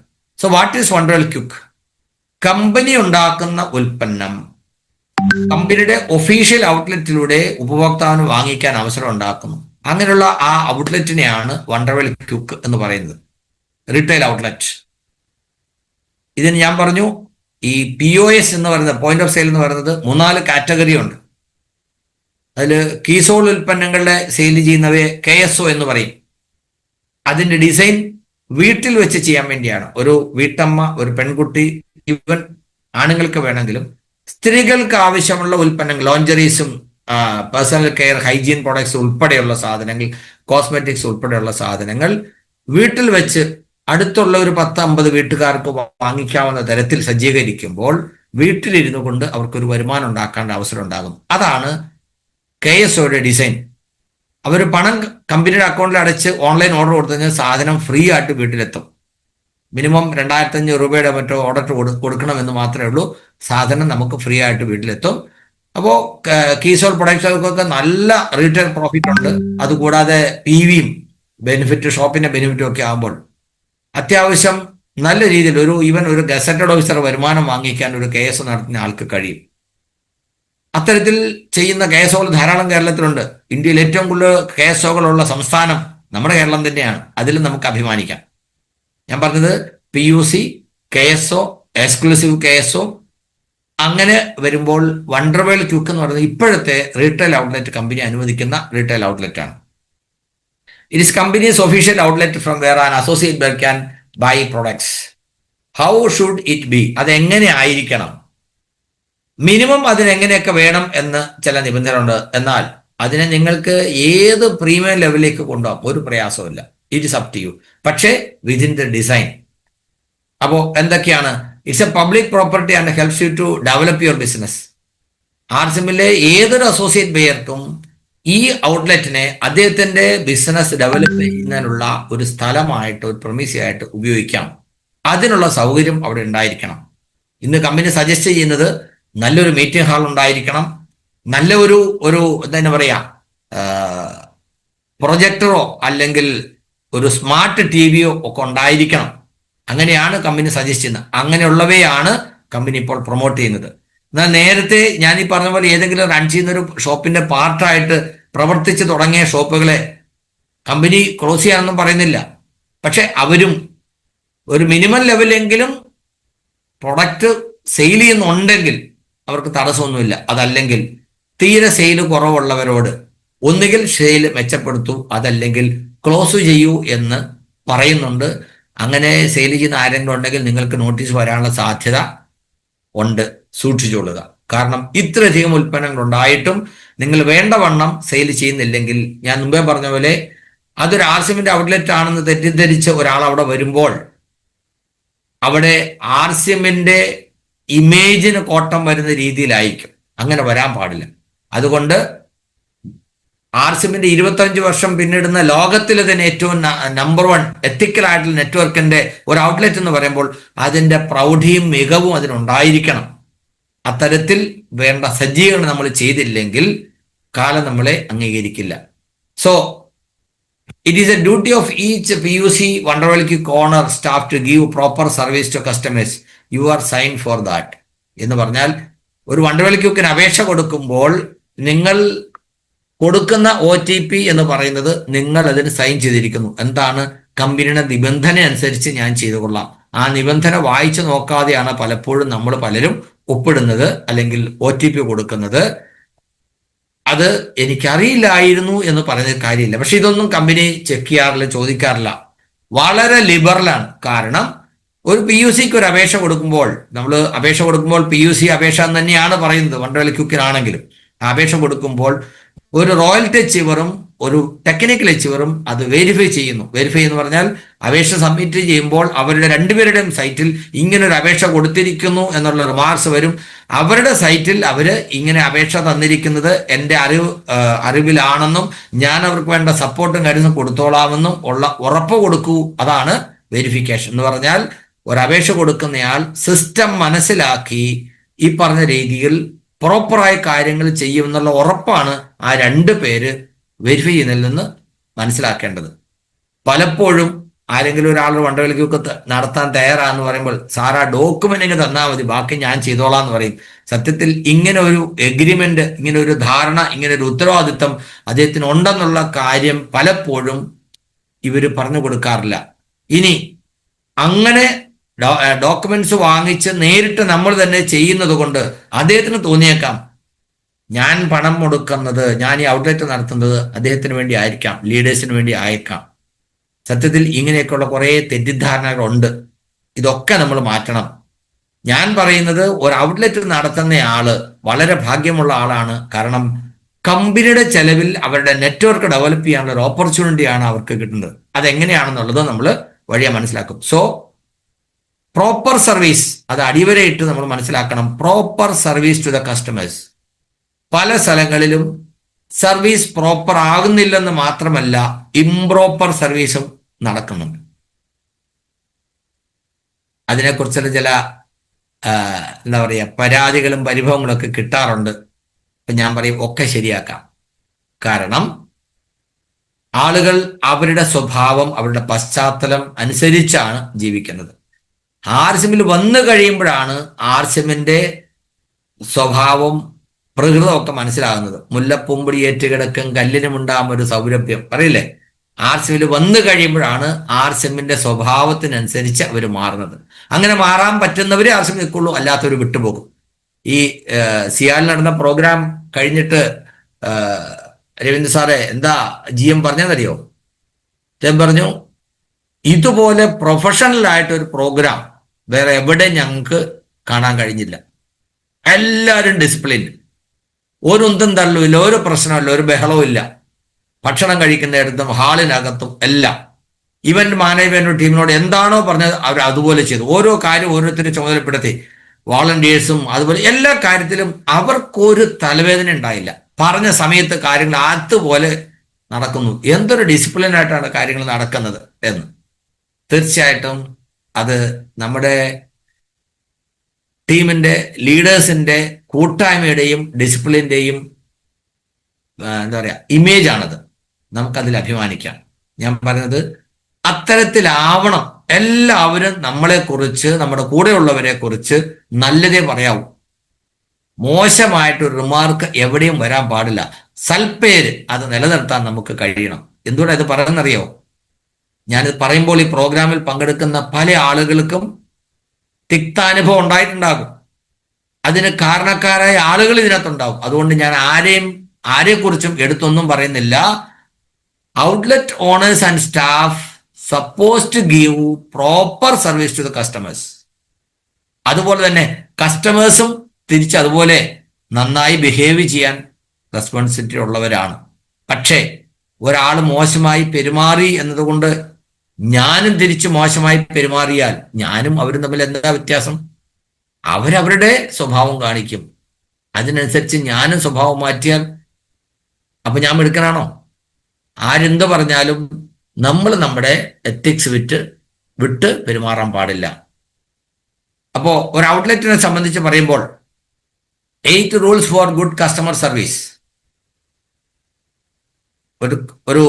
ഒരു ഔട്ട്ലെറ്റിനെ സംബന്ധിച്ച് കസ്റ്റമർ സർവീസിൽ എത്രമാത്രം നമ്മൾ ശ്രദ്ധിക്കണം. ഈ 8 പോയിന്റ് മനസ്സിലാക്കുകയും പ്രാവർത്തികമാക്കുകയും ചെയ്തു കഴിഞ്ഞാൽ ആ ഷോപ്പിന്റെ പേര് ഈ സിസ്റ്റത്തിൽ എല്ലായിടത്തും ഗുഡ് ബുക്സിലുണ്ടാവും. ആളുകൾ പറയും, പ്രകീർത്തിക്കും ആ ഷോപ്പിൽ പോയി കഴിഞ്ഞാൽ കിട്ടുന്ന സർവീസ്. ഇവിടെ കോഴിക്കോടുള്ള റോയൽ ടീച്ചർ അഖിൽദാസ് സാറ് ഹൈദരാബാദിൽ പോയി. ഹൈദരാബാദ് വണ്ടർവേൾഡിൽ പോയി. അവിടെ റൂബി കുൽക്കർണി സാറിനെ കണ്ടു. മൂർത്തി സാറിന്റെ ടീമാണെന്ന് പറഞ്ഞതേ ഉള്ളൂ. പിന്നെ അഖിൽദാസ് സാർ പറഞ്ഞത് അത്ര നല്ല സർവീസ്, അത്ര നല്ല കെയർ ഞങ്ങളോടുള്ള അദ്ദേഹത്തിന്റെ പെരുമാറ്റം, അദ്ദേഹം അത്രയും ഉയർന്ന പൊസിഷനിൽ ഒരാളായിട്ട് പോലും അദ്ദേഹം ടീം അല്ലാഞ്ഞിട്ടും ഞങ്ങളോട് അദ്ദേഹത്തിന്റെ പെരുമാറ്റം വളരെ ടച്ചിങ് ആയിരുന്നു എന്ന് പറഞ്ഞു. ഒന്ന് ആലോചിച്ച് നോക്കാം. ഒരു പരിചയവുമില്ലാത്ത ഒരാൾ. അതേപോലെ എത്രയോ അനുഭവങ്ങൾ കേരളത്തിൽ തന്നെ ധാരാളം ഔട്ട്ലെറ്റുകൾ എക്സംപ്ലറി ആയിട്ട് പെരുമാറുന്നവരുണ്ട്. ഞാൻ ഏതെങ്കിലും ഒരാളുടെ പേരെടുത്ത് പറഞ്ഞാൽ സാർ അവരെ കുറിച്ച് മാത്രമേ പറഞ്ഞുള്ളൂ, എന്നോട് പറഞ്ഞില്ല എന്ന് പറയും. അതുകൊണ്ടാണ് ഞാൻ കേരളത്തിൽ ആരുടെയും ഉദാഹരണം പറയാത്തത്. സ്വന്തം ടീം അല്ലാഞ്ഞിട്ട് പോലും അസമയത്ത് പോലും സാധനങ്ങൾ കൊണ്ടുപോയി വീട്ടിൽ കൊടുക്കുന്ന PUC-കാരുണ്ട്, എനിക്കറിയാം. അതുപോലെ തന്നെ ദൂരദേശത്തുള്ള ആളുകൾക്ക് സാധനം ബില്ലടിച്ച് പാക്ക് ചെയ്ത് ബസ്സിൽ കയറ്റി കൊടുത്തു വിടുന്ന PUC-കാരുണ്ട്. അങ്ങനെയൊക്കെ നല്ല നല്ല കാര്യം ചെയ്യുന്ന ഒത്തിരി ആളുകളുണ്ട്. പക്ഷേ മോശമായിട്ട് പെരുമാറുന്ന ഒരാളും മതി നമ്മുടെ കംപ്ലീറ്റ് സിസ്റ്റത്തില് കരിവാരിയിടാൻ. സോ എന്ത് ചെയ്യണം? Train your staff. ഷോപ്പിന്റെ സ്റ്റാഫിന് ട്രെയിനിങ് കൊടുക്കണം. എന്തിനാണ്? പ്രൊഡക്റ്റ് കൈകാര്യം ചെയ്യുന്നതിന്, പ്രൊഡക്റ്റിനെ കുറിച്ച് പറഞ്ഞു കൊടുക്കുന്നതിന്, ആളുകളോട് മാന്യമായി സൗമ്യമായി പൊളൈറ്റായിട്ട് സംസാരിക്കുന്നതിന്, കമ്പനിയായിട്ട് ഇടപെടുമ്പോൾ ശ്രദ്ധിക്കേണ്ട കാര്യങ്ങൾ, അതുപോലെ ഏതെങ്കിലും ഡിപ്പാർട്ട്മെന്റ് ഒഫീഷ്യൽസ് വന്നാൽ എന്ത് ചെയ്യണം തുടങ്ങിയ കാര്യങ്ങളൊക്കെ കൃത്യമായിട്ട് പറഞ്ഞു കൊടുക്കണം. അവരെ പഠിപ്പിക്കണം, അവരത് ചെയ്യുന്നു എന്ന് ഉറപ്പുവരുത്തണം. നമുക്ക് ഇടുക്കിയിൽ ഒരു ഔട്ട്ലെറ്റ് ഉണ്ട്. അവിടെ രഞ്ജിത്ത് സാർ, അദ്ദേഹത്തിന്റെ ഷോപ്പിൽ ഒരു ദിവസം ഒരു ക്രൈംബ്രാഞ്ച് ഉദ്യോഗസ്ഥൻ വന്നിട്ട് പറഞ്ഞു, നിങ്ങളിവിടെ ആളെ ചേർക്കുന്ന പരിപാടിയൊക്കെ ചെയ്യുന്നുണ്ടെന്നാണ് നമുക്ക് കിട്ടിയിട്ടുള്ള റിപ്പോർട്ട്. അദ്ദേഹം പറഞ്ഞു, അങ്ങനെയൊന്നും ഇല്ല സർ, ആളെ ചേർക്കോ, അല്ലെങ്കിൽ നിങ്ങളുടെ എന്താണ് മണിച്ചേനല്ലേ എന്നാണ് ചോദിച്ചത്. അദ്ദേഹം പറഞ്ഞു, അല്ലല്ല, മണിച്ചേനൊന്നും അല്ല. അതിന് നമ്മുടെ സൈറ്റിൽ തന്നെ കമ്പനിയെ കുറിച്ചുള്ള പൂർണ്ണ വിവരങ്ങൾ കൊടുത്തിട്ടുണ്ട്. കംപ്ലയൻസ് എന്ന് പറയുന്ന ഭാഗത്ത് അതിന്റെ ഡീറ്റെയിൽസ് മുഴുവൻ തന്നിട്ടുണ്ട്. അദ്ദേഹം പറഞ്ഞു, അങ്ങനെയാണെങ്കിൽ ആ ഡോക്യുമെന്റ്സ് ഒക്കെ ആയിട്ട് നാളെ ഓഫീസിലേക്ക് വരാൻ. അദ്ദേഹത്തിന് ഒരു പ്രയാസം ഉണ്ടായില്ല. കാരണം സൈറ്റിൽ തന്നിരിക്കുന്ന ഈ വിവരങ്ങൾ ഓൾറെഡി പ്രിന്റ് ചെയ്ത് കയ്യിലൊരു ഫയലായിട്ടുണ്ടായിരുന്നു. ആരെങ്കിലും ഉദ്യോഗസ്ഥർ വന്ന് ചോദിച്ചാൽ കാണിച്ചു കൊടുക്കാൻ. ദിസ് ഈസ് നോട്ട് ഇതൊരു മണി സർക്കുലേഷൻ സ്കീം അല്ല. ഈ കമ്പനിയുടെ MD ആരാണ്, ഡയറക്ടേഴ്സ് ആരാണ്, നമ്മൾ ചെയ്യുന്നത് എന്താണ്, GST തുടങ്ങിയ കാര്യങ്ങൾ മുഴുവൻ RSMന്റെ വെബ്സൈറ്റിൽ തന്നെ കൊടുത്തിട്ടുണ്ട്. അതിന്റെ ഒരു പ്രിന്റ് ഔട്ട് എടുത്ത് ഫയലായിട്ട് അദ്ദേഹം സൂക്ഷിച്ചിട്ടുണ്ടായിരുന്നു. അദ്ദേഹം ധൈര്യമായിട്ട് അതുകൊണ്ട് ക്രൈംബ്രാഞ്ചിന്റെ ഓഫീസിൽ പിറ്റേ ദിവസം പോയി ആ ഡോക്യുമെന്റ്സ് കാണിച്ചു കൊടുത്തു. അപ്പോൾ ചോദിച്ചു, എന്താണ് നിങ്ങൾക്ക് ഞങ്ങളെക്കുറിച്ച് കിട്ടിയ പരാതി? അദ്ദേഹം പറഞ്ഞു, പരാതി കിട്ടിയത് കൊണ്ടാണ് ഞാൻ അന്വേഷിക്കാൻ വന്നത്. ഇപ്പൊ നിങ്ങൾ പറഞ്ഞപ്പോൾ കാര്യങ്ങൾ മനസ്സിലായി, കുഴപ്പമില്ല, പൊയ്ക്കോളൂ. ഞാൻ പറഞ്ഞത്, ആർക്ക് വേണമെങ്കിലും ഇങ്ങനെ ഒരു അവസരം അഭിമുഖീകരിക്കാൻ ഇടയായേക്കാം. We should be prepared. അപ്പോ സിസ്റ്റത്തിലുണ്ട്, നമ്മൾ പഠിക്കണം. Okay, don't make promise you can keep. നിങ്ങൾക്ക് കൊടുക്കാൻ പറ്റാത്ത പ്രോമിസുകൾ ചെയ്യരുത്. ഷോപ്പിൽ സാധനം ഇല്ല, ഹെൽത്ത് കാർഡ് ഇല്ല. അപ്പോ ഒരു കസ്റ്റമർ, അയാൾക്ക് കുറച്ച് കൂടുതൽ ഹെൽത്ത് കാർഡ് ആവശ്യമുണ്ട്, നമ്മുടെ ഷോപ്പിൽ ഇല്ല. നാളെ വരും, നമുക്ക് ഉറപ്പില്ല. പക്ഷെ അദ്ദേഹം ചോദിക്കുക, നാളെ വരും ഉറപ്പാണോ? അദ്ദേഹത്തിന്റെ പർച്ചേസ് നമുക്ക് നഷ്ടമാകുമല്ലോ എന്ന് വിചാരിച്ച് ചിലപ്പോൾ നമ്മൾ പറയും നാളെ കിട്ടുന്ന ഉറപ്പില്ലെങ്കിൽ നമ്മൾ പറയും നാളെ ഉറപ്പായിട്ട് ഞാൻ തരാം. ഞാൻ പറഞ്ഞത് സെല്ലിയായിട്ടൊരു ഉദാഹരണം ഞാൻ പറഞ്ഞത്. നമ്മുടെ വിശ്വാസ്യത നഷ്ടപ്പെടും. ഷോപ്പിന്റെ വിശ്വാസ്യത ഒരാള് പറഞ്ഞാലും ഷോപ്പിന്റെ വിശ്വാസ്യതയാണ്. അവിടുന്ന് ആള് പോയാലും ആ നഷ്ടപ്പെട്ട വിശ്വാസ്യത നമുക്ക് തിരിച്ചു കൊണ്ടുവരാൻ പറ്റില്ല. B helpful. ആ പടം വളരെ എന്നറിയാം, ടോക്കിംഗ് ആണ്. എന്ന് പറഞ്ഞാൽ പ്രായമുള്ള ഒരു സ്ത്രീ, അവർക്ക് മുകളിലിരിക്കുന്ന സാധനം എടുക്കാൻ പറ്റുന്നില്ല. അപ്പൊ ആ ഷോപ്പ് കീപ്പർ എടുത്തു കൊടുക്കുന്നതാണ് കാണിച്ചിരിക്കുന്നത്. പല ഔട്ട്ലെറ്റുകളിലും വരുന്നവരോട് വളരെ മാന്യമായിട്ട് പെരുമാറുന്നവർക്ക്, പ്രൊഡക്റ്റൊക്കെ കൂടുതൽ പർച്ചേസ് ചെയ്യുന്നവരാണെങ്കിൽ അതെല്ലാം പാക്ക് ചെയ്ത് ഒരു വണ്ടിയിൽ വരെ കൊണ്ടുപോയി വെച്ച് കൊടുക്കുന്ന ആളുകളുണ്ട്. ഈ ഞാൻ മുമ്പ് പറഞ്ഞ വീടുകളിൽ എത്തിച്ചു കൊടുക്കുന്ന ആളുകളുണ്ട്. അത്തരത്തിൽ ഒരല്പം ഒരു സ്റ്റെപ്പ് മുമ്പോട്ട് വന്നുകൊണ്ട് ആളുകളെ സഹായിക്കുന്ന ഒരു മനോഭാവം കൂടെ നമുക്കുണ്ടെങ്കിൽ തീർച്ചയായിട്ടും നമ്മുടെ ഷോപ്പിന്റെ സൽപ്പേര് എല്ലാവരിലേക്കും എത്തും. എവിടെയെങ്കിലും മോശമായൊരു പ്രവർത്തനം ഉണ്ടെങ്കിൽ, ഒരു ആക്ട് ഉണ്ടായിട്ടുണ്ടെങ്കിൽ നമ്മൾ അറിയില്ല. ഭിത്തിക്കും തൂണിനും ഒക്കെ ചെവിയും കണ്ണും ഉണ്ടെന്നാ പറയുന്നത്. എല്ലായിടത്തും എത്തും. കേട്ടോ ആള് ശരിയല്ല, അവിടുത്തെ രീതി ശരിയല്ല പറയും. അങ്ങനെ ഒരു പേരുണ്ടായി കഴിഞ്ഞാൽ പിന്നെ അത് വലിയ പ്രയാസമാണ്. അഡ്രസ് കംപ്ലൈൻറ്റ്സ്, പരാതികൾ വന്നു കഴിഞ്ഞാൽ അതിനെ സ്നേഹപൂർവം സൗമ്യമായി സ്വീകരിച്ച് അതിന് പരിഹാരം ഉണ്ടാക്കാൻ നമ്മൾ ശ്രമിക്കണം. ചില ആൾ പറയും, പരാതി ഉണ്ടെങ്കിൽ കമ്പനി അറിയിച്ചോളൂ, അതിന് ഇമെയിൽ ID ഉണ്ട്, അല്ല നിങ്ങളുടെ ലീഡറെ ബന്ധപ്പെട്ടോളൂ. അങ്ങനെ പറഞ്ഞാൽ, അങ്ങനെ പരുഷമായി നമ്മൾ ഒരു കസ്റ്റമറെ തിരിച്ചുവിട്ടാൽ അവര് എന്താ പറയാ, കോലൊടിച്ചിടാന്ന് പറയില്ലേ, ഇനി ഞാൻ ഈ ഷോപ്പിൽ കയറില്ല. എന്നോടൊരാൾ പറഞ്ഞു, കൊല്ലം തിരുവനന്തപുരം ഭാഗം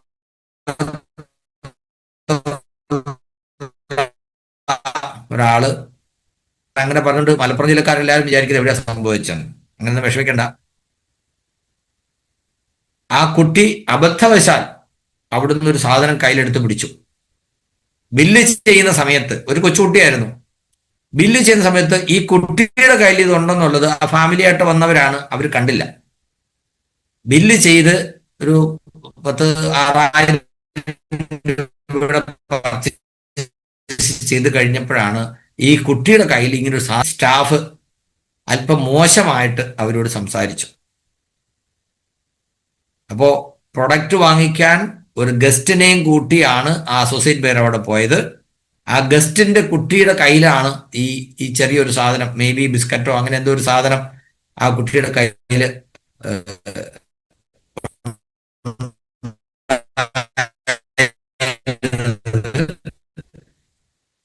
അത് കുട്ടിയുടെ അമ്മയെ പേരൻസ് ഉള്ളവരും ഇവരും ശ്രദ്ധിച്ച സമയത്ത് അവരാരും പോകാൻ കണ്ടു.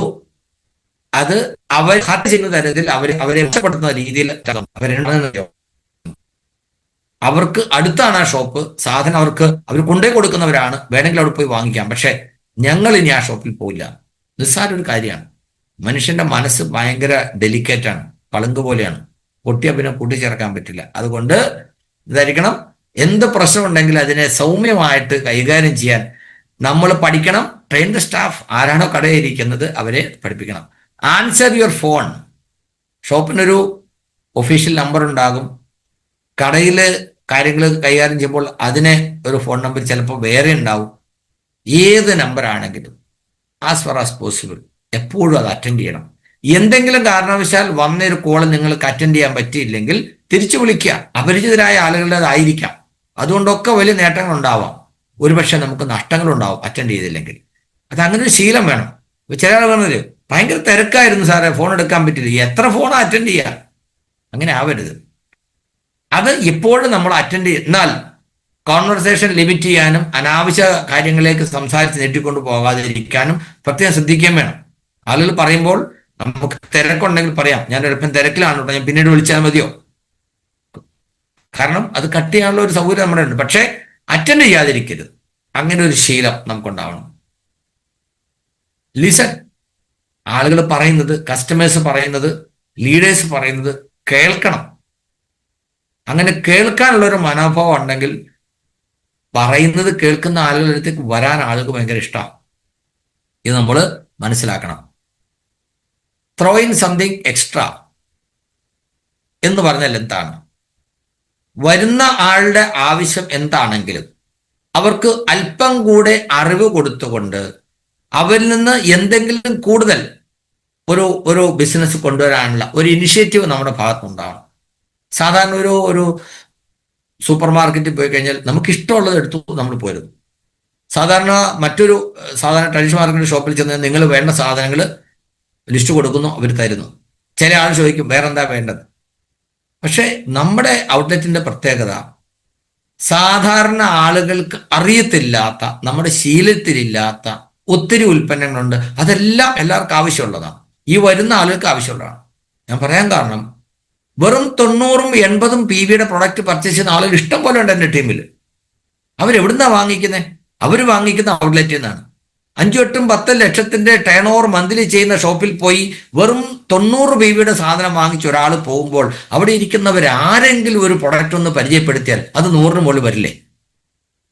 അങ്ങനെ ചെയ്യാത്തത് കൊണ്ടാണ് അവർ 80-ഉം 90-ഉം PVയിൽ അവരുടെ പർച്ചേസ് നിന്ന് പോകുന്നത്. എന്നിട്ട് അവരെന്താ പറയുക? ഞാൻ 3 വർഷമായിട്ട് സാധനം വാങ്ങിക്കുന്നുണ്ട്, എനിക്കൊന്നും കിട്ടിയിട്ടില്ല, ആർച്ചും വെറുതെ പറ്റിക്കുകയാണ്. ശരിയല്ലേ? അപ്പൊ എന്ത് ചെയ്യണം? വരുന്ന ആളുകളോട് എപ്പോഴും അങ്ങനെ ചെയ്യണമെന്നല്ല ഞാൻ പറയുന്നത്, പക്ഷേ സമയം കണ്ടെത്തി വരുന്ന ആളുകളോട്, നമ്മുടെ ഷോപ്പിൽ നിന്ന് പർച്ചേസ് ചെയ്യുന്നവരോട്, മീറ്റിങ്ങിന് വരുന്നവരോട്, കാര്യങ്ങൾ അന്വേഷിക്കുന്നവരോടൊക്കെ അല്പം കൂടുതൽ സംസാരിക്കാനും അവർക്ക് കാര്യങ്ങൾ സിസ്റ്റത്തെക്കുറിച്ചും പ്രൊഡക്റ്റിനെ കുറിച്ചൊക്കെ പറഞ്ഞു കൊടുക്കാനും നമ്മൾ സമയം കണ്ടെത്തണം. അതിനാണ് ഇവിടെ throw in something extra. Extractor എന്ന് പറഞ്ഞാൽ ഷോപ്പിന്റെ പ്രവർത്തനത്തിൽ ഷോപ്പിന് സൽപ്പേര് കിട്ടാനും സെയിൽ കൂടാനും ടേൺ ഓവർ വർദ്ധിക്കാനും വേണ്ട ഒരു എക്സ്ട്രാ സ്റ്റെപ്പ് എടുക്കാൻ നമ്മൾ തയ്യാറാകണം. റെഗുലർ മീറ്റിംഗ് വളരെ അത്യാവശ്യമാണ്. ആഴ്ചയിൽ ഒരു ദിവസമെങ്കിലും മീറ്റിംഗ് നടത്തണം എന്നാണ് കമ്പനിയുടെ നിർദ്ദേശം. അത് നമ്മുടെ സൈറ്റിൽ അപ്ലോഡ് ചെയ്യാനുള്ള ഓപ്ഷൻ ഉണ്ട്. ഇപ്പോഴത്തെ പുതിയ രീതി അനുസരിച്ച് ULP ക്യുക്കുകൾ നടത്തണം, അതിനുവേണ്ട സജ്ജീകരണങ്ങൾ വേണം. ഇത് നടത്താൻ വലിയ സീനിയർ ലീഡേഴ്സിനൊന്നും ആവശ്യമില്ല. ഷോപ്പ് ആക്റ്റീവായിട്ടുള്ള ഒരു ഷോപ്പിന്റെ സ്റ്റാഫ്, ഓണർ, അവിടുത്തെ ഏത് അസോസിയേറ്റ് ബിയർ ആർക്ക് വേണമെങ്കിലും ചെയ്യാവുന്ന തരത്തിൽ അതിന്റെ മോഡ്യൂൾ തയ്യാറാക്കി കമ്പനി നമ്മുടെ സൈറ്റിൽ തന്നെ തന്നിട്ടുണ്ട്. ആ PPT ഉപയോഗിച്ച് നമുക്ക് ULP ക്യുക്ക് നടത്താം. എന്ന് പറഞ്ഞാൽ ഒരു പ്രിസ്ക്രൈബ്ഡ് ടൈം, ആഴ്ചയിൽ ഒരു ദിവസം ഇന്ന സമയം എന്ന് നമ്മൾ നിഷ്കർഷിച്ച് നമ്മളത് ചെയ്യുക എന്നുണ്ടെങ്കിൽ ആ സമയത്ത് പുതിയ ആളുകളെ കൊണ്ടുവരാൻ അസോസിയേറ്റ് ബേസിന് കഴിയും. പുതിയ ആളുകൾ വരുമ്പോൾ അവരെ പ്രൊഡക്റ്റ് ഒക്കെ പരിചയപ്പെടുത്തി സിസ്റ്റം പരിചയപ്പെടുത്തുമ്പോൾ അവർ പ്രൊഡക്റ്റ് വാങ്ങിക്കുകയും കൂടുതൽ മെമ്പർഷിപ്പുകൾ വരികയും നമ്മുടെ ടേൺ ഓവർ വർദ്ധിക്കുകയും ചെയ്യും. നമ്മൾ ഈ മീറ്റിംഗ് ചെയ്താലും ഇല്ലെങ്കിലും വാടകയും കറണ്ട് ചാർജ് സ്റ്റാഫിന് സാലറിയെല്ലാം ഒരുപോലെയാണ്. എന്നാൽ ആഴ്ചയിൽ ഒരു ദിവസമെങ്കിലും അങ്ങനെ നമ്മൾ ചെയ്താൽ ആ ദിവസം കൂടുതൽ ആളുകൾ വരികയും കൂടുതൽ ടേൺ ഓവർ കിട്ടുകയും അത് മൊത്തത്തിൽ നമ്മുടെ ടേൺ ഓവർ വർദ്ധിക്കാനും നമ്മുടെ ടീമിൽ കൂടുതൽ അച്ചീവ്മെന്റുകൾ ഉണ്ടാകാനും അത് സഹായിക്കും. അതുകൊണ്ടാണ് ആഴ്ചയിൽ ഒരു ദിവസമെങ്കിലും ഒരു പ്രോഗ്രാം ഒരു ദിവസമെങ്കിലും ഒന്നിൽ കൂടുതൽ ചെയ്യാൻ പറ്റുമെങ്കിൽ നല്ലതാണ്. പ്രോഗ്രാം പ്ലാൻ ചെയ്യുന്നുണ്ടെങ്കിൽ ഒന്ന് ഹാൻഡിൽ ചെയ്യൂ. എത്ര പേര് ഷോപ്പിൽ, ഞാൻ സമയമൊന്നും ചോദിക്കുന്നില്ല, ഔട്ട്ലെറ്റ് ഓണേഴ്സ് റെഗുലർ ആയിട്ട് ആഴ്ചയിൽ ഒരിക്കൽ വീതം PUCകളിൽ മീറ്റിംഗ് പ്ലാൻ ചെയ്തിട്ടുള്ള ആളുകൾ ഒന്ന് ഹാൻഡിൽ ചെയ്യും. ചിലർ ശനിയാഴ്ച ആയിരിക്കും, ചിലർ വെള്ളിയാഴ്ച ആയിരിക്കും, ചിലർ ബുധനാഴ്ച ആയിരിക്കും, ചിലർ ഞായറാഴ്ച ആയിരിക്കും, രാവിലെ ആയിരിക്കും, ഉച്ച കഴിഞ്ഞാൽ വാട്ട് എവർ ഇറ്റ് ഈസ്. അങ്ങനെ പ്ലാൻ ചെയ്യുകയും നടത്തുകയും ചെയ്യുന്ന ആളുകൾ ഒന്ന് ഹാൻഡിൽ ചെയ്യും. ഞാൻ പറഞ്ഞു 1500ഓളം ഔട്ട്ലെറ്റുകളുണ്ട്. 800-ൽ പരം ഔട്ട്ലെറ്റുകൾ വളരെ നല്ല രീതിയിൽ പ്രവർത്തിക്കുന്നവയാണ്. ഈ പ്രോഗ്രാമിൽ പങ്കെടുക്കുന്ന ആളുകളിൽ എത്ര പേര് ഹാൻഡിൽ ചെയ്യുന്നുണ്ട് നിങ്ങൾ നോക്കുക. നിങ്ങൾ പ്രൊഡക്റ്റ് വാങ്ങിക്കുന്ന ഷോപ്പിന്റെ ഓണർ കൈപൊക്കുന്നുണ്ടോ, സ്റ്റാഫ് കൈപൊക്കുന്നുണ്ടോ, നിങ്ങൾ നോക്കൂ. പ്രോഗ്രാം നടത്തുന്നില്ലാത്ത ആളുകൾ കൈപൊക്കുന്നുണ്ടെങ്കിൽ അത് നോക്കിക്കോളൂ, അതും എന്നെ അറിയിച്ചോളൂ. ഓക്കെ, കാരണം ഇതുവരെ 44 പേര് ഹാൻഡിൽ ചെയ്തിട്ടുണ്ട്. 45 പേര്, അത് പോരാ. എല്ലാവരും, എല്ലാ ഔട്ട്ലെറ്റ് ഓണേഴ്സും ആഴ്ചയിൽ ഒരു ദിവസം എന്ന കണക്കിൽ പ്രോഗ്രാമുകൾ നടത്തിയാൽ ടേൺ ഓവർ വർദ്ധിക്കും, കൂട്ടായ്മ വർദ്ധിക്കും, അച്ചീവ്മെന്റ് കൂടും, ആളുകൾക്ക് പൈസ കൂടുതൽ കിട്ടും, ആളുകൾക്ക് ആരോഗ്യം മെച്ചപ്പെടും, സന്തോഷം കൂടും. അത് തന്നെയാണ് ആർസൻ ലക്ഷ്യം വെക്കുന്നത്. TCG പറഞ്ഞത് എന്തായിരുന്നു? സ്വർഗം എന്ന് പറയുമ്പോൾ ആളുകൾക്ക് ഓർമ്മ വരുന്നത് മരിച്ചതിന് ശേഷം ഉള്ള സ്വർഗത്തെ കുറിച്ചാണ്. പക്ഷേ ലോകത്താകമാനം ആളുകൾ അറിയണം, ജീവിച്ചിരിക്കുമ്പോൾ ഒരു സ്വർഗമുണ്ട്, അത് കാണണമെങ്കിൽ ഭാരതത്തിൽ പോകണമെന്ന് ലോകത്താകമാനമുള്ള മനുഷ്യർ അറിയണം. ആ രീതിയിൽ ഭാരതത്തെ നവീകരിക്കുക എന്നുള്ളതായിരിക്കണം നമ്മുടെ ലക്ഷ്യം. അതാണ് അന്ന് TCG പറഞ്ഞത്. അത് യാഥാർത്ഥ്യമാക്കാനുള്ള പടയാളികളാണ് നിങ്ങൾ എന്നാണ് പറഞ്ഞത്, നമ്മളെല്ലാവരും. ശരിയാണോ? അങ്ങനെ തോന്നുന്നുണ്ടോ? നമ്മൾ അങ്ങനെയുള്ള ഒരു പടയാളി ഗണത്തിൽപ്പെട്ടവരാണ്. ആ ഉത്തരവാദിത്വം നമ്മൾ ഏറ്റെടുക്കാൻ തയ്യാറാണ്. അങ്ങനെയുള്ളവർ എത്ര പേരുണ്ട്? ശരിയാണ്, ആ പറഞ്ഞ കാര്യം RCM ആളുകളിലേക്ക് എത്തിച്ചുകൊണ്ട് ഈ നന്മ പരമാവധി വേഗത്തിൽ കൂടുതൽ ആളുകളിലേക്ക് എത്തിച്ച് ആ പറയുന്ന റിയൽ എന്താണ് പറയാ സ്വർഗം യാഥാർത്ഥ്യമാക്കണം. ഓക്കെ, അപ്പോ ഔട്ട്ലെറ്റ് നടത്തുന്ന ആളുകൾ എന്ത് ചെയ്യണം, എന്ത് ചെയ്യാൻ പാടില്ല എന്നുള്ളതിന് ഈ ഒരൊറ്റ സ്ലൈഡ് കൊണ്ട് മാത്രം നമുക്ക് വിശദീകരിക്കാവുന്നതാണ്. എന്നാലും കുറച്ച് കാര്യങ്ങളോട് പറയാം. യെസ്, ഒരു ഷോപ്പ് മുമ്പ് തുടക്കത്തിൽ പറയുന്നു, shop should be neat and clean. പല ഷോപ്പുകളിലും ചെല്ലുമ്പോൾ നിങ്ങളൊന്ന് ശ്രദ്ധിച്ചു നോക്കൂ, സെയിൽസ് ഒക്കെ കുറവുള്ള പല ഷോപ്പുകളിലും നേരത്തെ കൊണ്ടുവന്ന് വെച്ച സാധനം അങ്ങനെ തന്നെ ഇരിക്കുന്നുണ്ടാവും. ഞാനൊരു ഷോപ്പിൽ പോയിട്ട് അവിടെ ഒരു കുക്കർ ഇരിക്കുന്നത് കണ്ടു. അപ്പോൾ ഞാൻ വിചാരിച്ചു ഇപ്പോൾ കുക്കറൊന്നും കിട്ടാറില്ല, എന്നാൽ ആ കുക്കർ വാങ്ങിച്ചു വെച്ചേക്കാം, ആർക്കെങ്കിലും വല്ലോ ഗിഫ്റ്റൊക്കെ കൊടുക്കേണ്ട ആവശ്യമെന്നാൽ കൊടുക്കാമല്ലോ. ആ കുക്കർ എടുത്ത് തരാൻ പറഞ്ഞു. അപ്പോൾ കൂടുതൽ മൂവ്മെന്റ് ഉള്ള ഉൽപ്പന്നങ്ങളാണ് താഴെ വെച്ചിരിക്കുന്നത്. ഇത് അത്രയധികം മൂവ്മെന്റ് ഇല്ലാത്തതായതുകൊണ്ട് ഉയരത്തിലാണ് വെച്ചിരിക്കുന്നത്, പെട്ടെന്ന് എടുക്കാൻ പറ്റില്ല. അപ്പൊ അവരൊരു സ്റ്റൂളൊക്കെ കൊണ്ടുവന്ന് കയറി അവിടുന്ന് ആ എന്താണ് പറയാ കുക്കർ എടുത്ത് താഴേക്ക് തന്നു. താഴേക്ക് എൻ്റെ കയ്യിലേക്ക് തന്നു. ഞാൻ മേടിച്ചപ്പോൾ തന്നെ എൻ്റെ കയ്യിൽ അഴുക്ക് പറ്റി. അതാ അവിടെയുള്ളൊരു മേശപ്പുറത്തേക്ക് വെച്ചപ്പോൾ അതിന് മുകളിൽ ശരിക്കും പറഞ്ഞാൽ 1 ഇഞ്ച് കനത്തിലുണ്ടാവും പൊടി. പ്രസ്റ്റീജിന്റെ കുക്കറും കാര്യങ്ങളൊക്കെ വന്നത് എന്നാണെന്നും എത്ര കാലമായി അത് നിന്നിട്ടെന്നൊക്കെ നമുക്കറിയാം. അറ്റ്ലീസ്റ്റ് ആഴ്ചയിൽ ഒരിക്കലെങ്കിലും ഇങ്ങനെ മൂവ് ചെയ്യാത്ത ഉൽപ്പന്നങ്ങൾ മുകളിലുള്ള പൊടിയെങ്കിലും ഒന്ന് തട്ടിക്കളയണം. ആളുകൾ കയറി വരുമ്പോൾ പെട്ടെന്ന് ശ്രദ്ധ വരുന്ന ഭാഗത്ത് ഈ എന്താ പറയാ 8 കാലി വലയും ചുക്കിരി വലയൊക്കെ ഉണ്ടാകാതിരിക്കാൻ ശ്രദ്ധിക്കണം. ഇപ്പൊ ഈ പ്രോഗ്രാം അറ്റൻഡ് ചെയ്തുകൊണ്ടിരിക്കുന്ന പല ആൾക്കും പെട്ടെന്ന് ഓർമ്മ വരും, എൻ്റെ ഷോപ്പിൽ എവിടെയായിരിക്കും വലയുള്ളത്. നിങ്ങൾ കാണില്ല, പക്ഷെ കയറി വരുന്നവർ കാണും. നാളെ പോയിട്ട് ഒന്ന് പ്രത്യേകം ശ്രദ്ധിക്കുക. കാരണം ഒരു ഷോപ്പിന്റെ സൽപ്പേര് അവിടുത്തെ നീറ്റ്നെസ് ക്ലീൻനെസ്സുമായിട്ട് വളരെയധികം ബന്ധപ്പെട്ടിരിക്കുന്ന സംഗതിയാണ്. സോ റെഗുലർ ക്ലീനിങ് ചെയ്യണം, ഇതുപോലെ സ്റ്റോക്ക് റൊട്ടേഷൻ ചെയ്യണം. അത്രയധികം മൂവ്മെന്റ് ഇല്ലാത്ത സാധനം അവിടെ ഇരിക്കുന്നത് നിങ്ങൾ കണ്ടിട്ടില്ലേ? സാധാരണ നമ്മുടെ നാട്ടിലുള്ള കടകളിൽ ടൗണിലൊക്കെ പോയി കഴിഞ്ഞാൽ ഷോപ്പിൽ നിന്ന് സാധനങ്ങൾ ഡിസ്പ്ലേ ചെയ്യാനായിട്ട് പുറത്തേക്ക് എടുത്തു വെക്കുമ്പോൾ ഒരു വടി കൊണ്ട് ഇങ്ങനെ ഒരു ഡസ്റ്റർ കൊണ്ട് ഇങ്ങനെ അതിന് പൊടിയൊക്കെ തട്ടിയിട്ട് എടുത്ത് ഡിസ്പ്ലേ ചെയ്യും. വൈകുന്നേരം അതേപോലെ പൊടി തട്ടിക്കളഞ്ഞിട്ട് അകത്തെടുത്ത് തിരിച്ചു വെക്കുന്നത് കണ്ടിട്ടില്ലേ? അതൊരു ഡ്യൂട്ടി ആയിട്ട് നമ്മളും ശീലിക്കണം. We have to do that. Arrange the products neatly and in order, keep the shop area clean. How to allot a PUC, ഒരു വണ്ടർവലിക്ക് എങ്ങനെയാണ്? Applicant need not be a direct seller. ഒരു ഔട്ട്ലെറ്റ് നടത്താൻ അപേക്ഷ കൊടുക്കുന്ന അപേക്ഷകൻ ഒരു ഡയറക്ട് സെല്ലർ ആയിരിക്കണമെന്ന് യാതൊരു നിർബന്ധവുമില്ല. പക്ഷേ അദ്ദേഹത്തിന്റെ ആപ്ലിക്കേഷൻ കൊടുക്കുന്നത് ഒരു അസോസിയേറ്റ് പേരുടെ സൈറ്റിൽ കൂടെ മാത്രമായിരിക്കും.